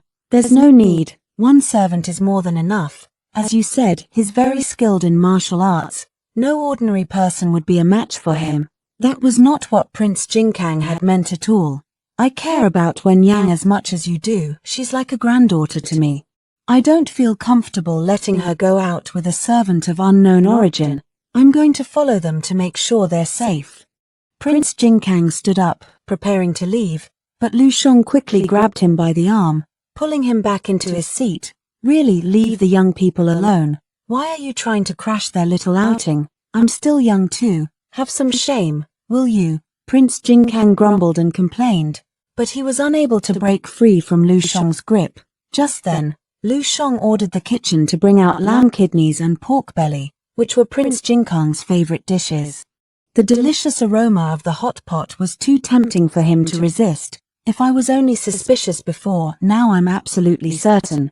Prince Jinkang's words made Lu Sheng freeze in surprise. Certain of what? You're still trying to hide it from me. With that martial arts skill, that posture, he's definitely a member of the Xiao Imperial clan. Who do you think you're fooling? Fine, if you don't want to admit it, I won't press you. After all, the world has changed now. Never mind, I'd better focus on eating these kidneys before they get cold. Lu Sheng struggled to hold back a laugh. He then signaled to a servant to bring 2 jars of fine wine. When Yang's health isn't as good as it used to be, she can't drink a single drop of alcohol. I didn't dare take out the wine while she was here, but now that she's gone, we brothers can finally enjoy a good drink. Retired Emperor, I'll pour you a glass. Ahaha, hearing you call me that makes me feel so embarrassed. So embarrassed. Chapter 35. The misty rain of Jiangnan hung in the air like a soft, delicate veil. Stone bridges arched gracefully over the winding rivers. Willow branches dipped their long, slender fingers into the water. Every now and then, a gentle breeze would stir the surface, sending ripples spreading outward in all directions. Occasionally, a carp would leap out of the water, adding a touch of lively energy to the tranquil scene on both banks of the river. Countless shops lined the narrow streets. Unlike the broad, carriage-friendly avenues of the imperial capital, the lanes here were narrow and winding, filled with bustling street vendors selling all sorts of delicious snacks and trinkets. Crowds of people bustled to and fro, many of them wealthy nobles from the capital, who had traveled all the way to Jiangnan just to admire its famous water town scenery. When Yang closed her umbrella, and the servant behind her took it from her hand with a casual, practiced gesture, she wandered slowly along the street, looking at everything with childlike curiosity. Even though she had just eaten a large meal of hot pot, her stomach already felt empty. When she saw all the delicious street food on display, she could not resist the temptation to try a bite of everything. But there were so many different snacks that she knew she could never eat them all. She bought a pan-fried bun, took one small bite, then turned around and handed the rest to the servant behind her. Eat it. The servant said nothing. He simply lifted the mask covering the lower half of his face and ate the bun in a few quick bites. When Yang then bought a skewer of fried meat, she took one tiny bite, then handed the rest to him again. Next came crispy rice cakes, sweet osmanthus jelly, Jiangnan-style roast chicken, braised pork belly in soy sauce, spicy river snails, and stir-fried crayfish in oil. When Yang took only a small bite of each dish, just enough to taste it without filling her stomach, but the servant who followed her was not so lucky. Because of her repeated orders to eat it, he dared not waste a single bite. He ate every last thing she handed him, until his stomach was completely full. By the time when Yang had finished exploring the entire street, she was feeling tired. She turned to the servant and said, "Carry me." The servant obeyed without hesitation. He quickly stepped forward, knelt down in front of her, and let her climb onto his back. Wen Yang yawned sleepily, then rested her head on his shoulder and closed her eyes, falling into a deep sleep almost immediately. Before she drifted off completely, she murmured, "Don't go back yet. Keep walking with me until it gets dark." The moon hung bright and clear in the night sky, the stars twinkling faintly like scattered diamonds. Xiao Mingyu carried Wen Yang on his back. Walking steadily along the quiet streets of Jiangnan, a faint sheen of sweat covered his forehead, and his breathing was slightly labored. Droplets of sweat trickled down his face, soaking through his clothes and leaving large damp patches on the fabric. To make sure that Wen Yang would not feel uncomfortable, he had placed a thin layer of cotton between her body and his back. First, to keep his sweat from making her wet. Second, to make her sleep more comfortably, despite his exhaustion. His steps remained steady and sure. When they finally returned to the Lu mansion, Xiao Mingyu carefully laid Wen Yang down on her bed with the help of a maid, but the moment he set her down gently, he turned and rushed to the latrine, where he emptied the contents of his overfull stomach into the toilet. Feeling nauseous and dizzy, it took him a long time to recover. When he finally came out of the latrine, Lu Sheng was waiting for him outside. Lu Sheng smiled at him, his eyes twinkling with amusement. "Tired? Want to go for another walk? Very well." Xiao Mingyu clasped his hands behind his back. The moment he laid eyes on Lu Sheng, the nausea and stomachache that had plagued him vanished without a trace, replaced by his inherent regal aura. During the day, when Xiao Mingyu had accompanied Wen Yang on her shopping trip, Lu Sheng had sent servants to follow them discreetly. Even when he had gone out for a walk at dusk, his stomach full of lamb, Lu Sheng had followed him the entire way, watching Xiao Mingyu's gentle, attentive demeanor around Wen Yang.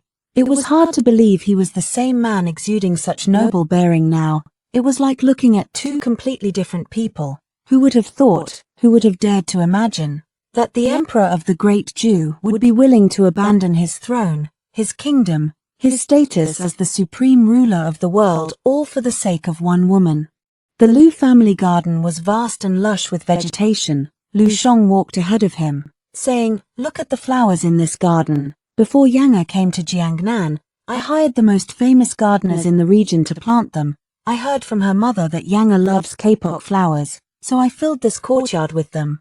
In spring, the entire yard is ablaze with orange-red blossoms. In summer, the trees are covered with dense green leaves, casting a cool shade over the courtyard. Later, even though she saw all sorts of delicate, vibrant flowers in the imperial palace, tulips, peonies, Chinese roses, she still loved kapok the most. She has always been like her father and her brothers in that way.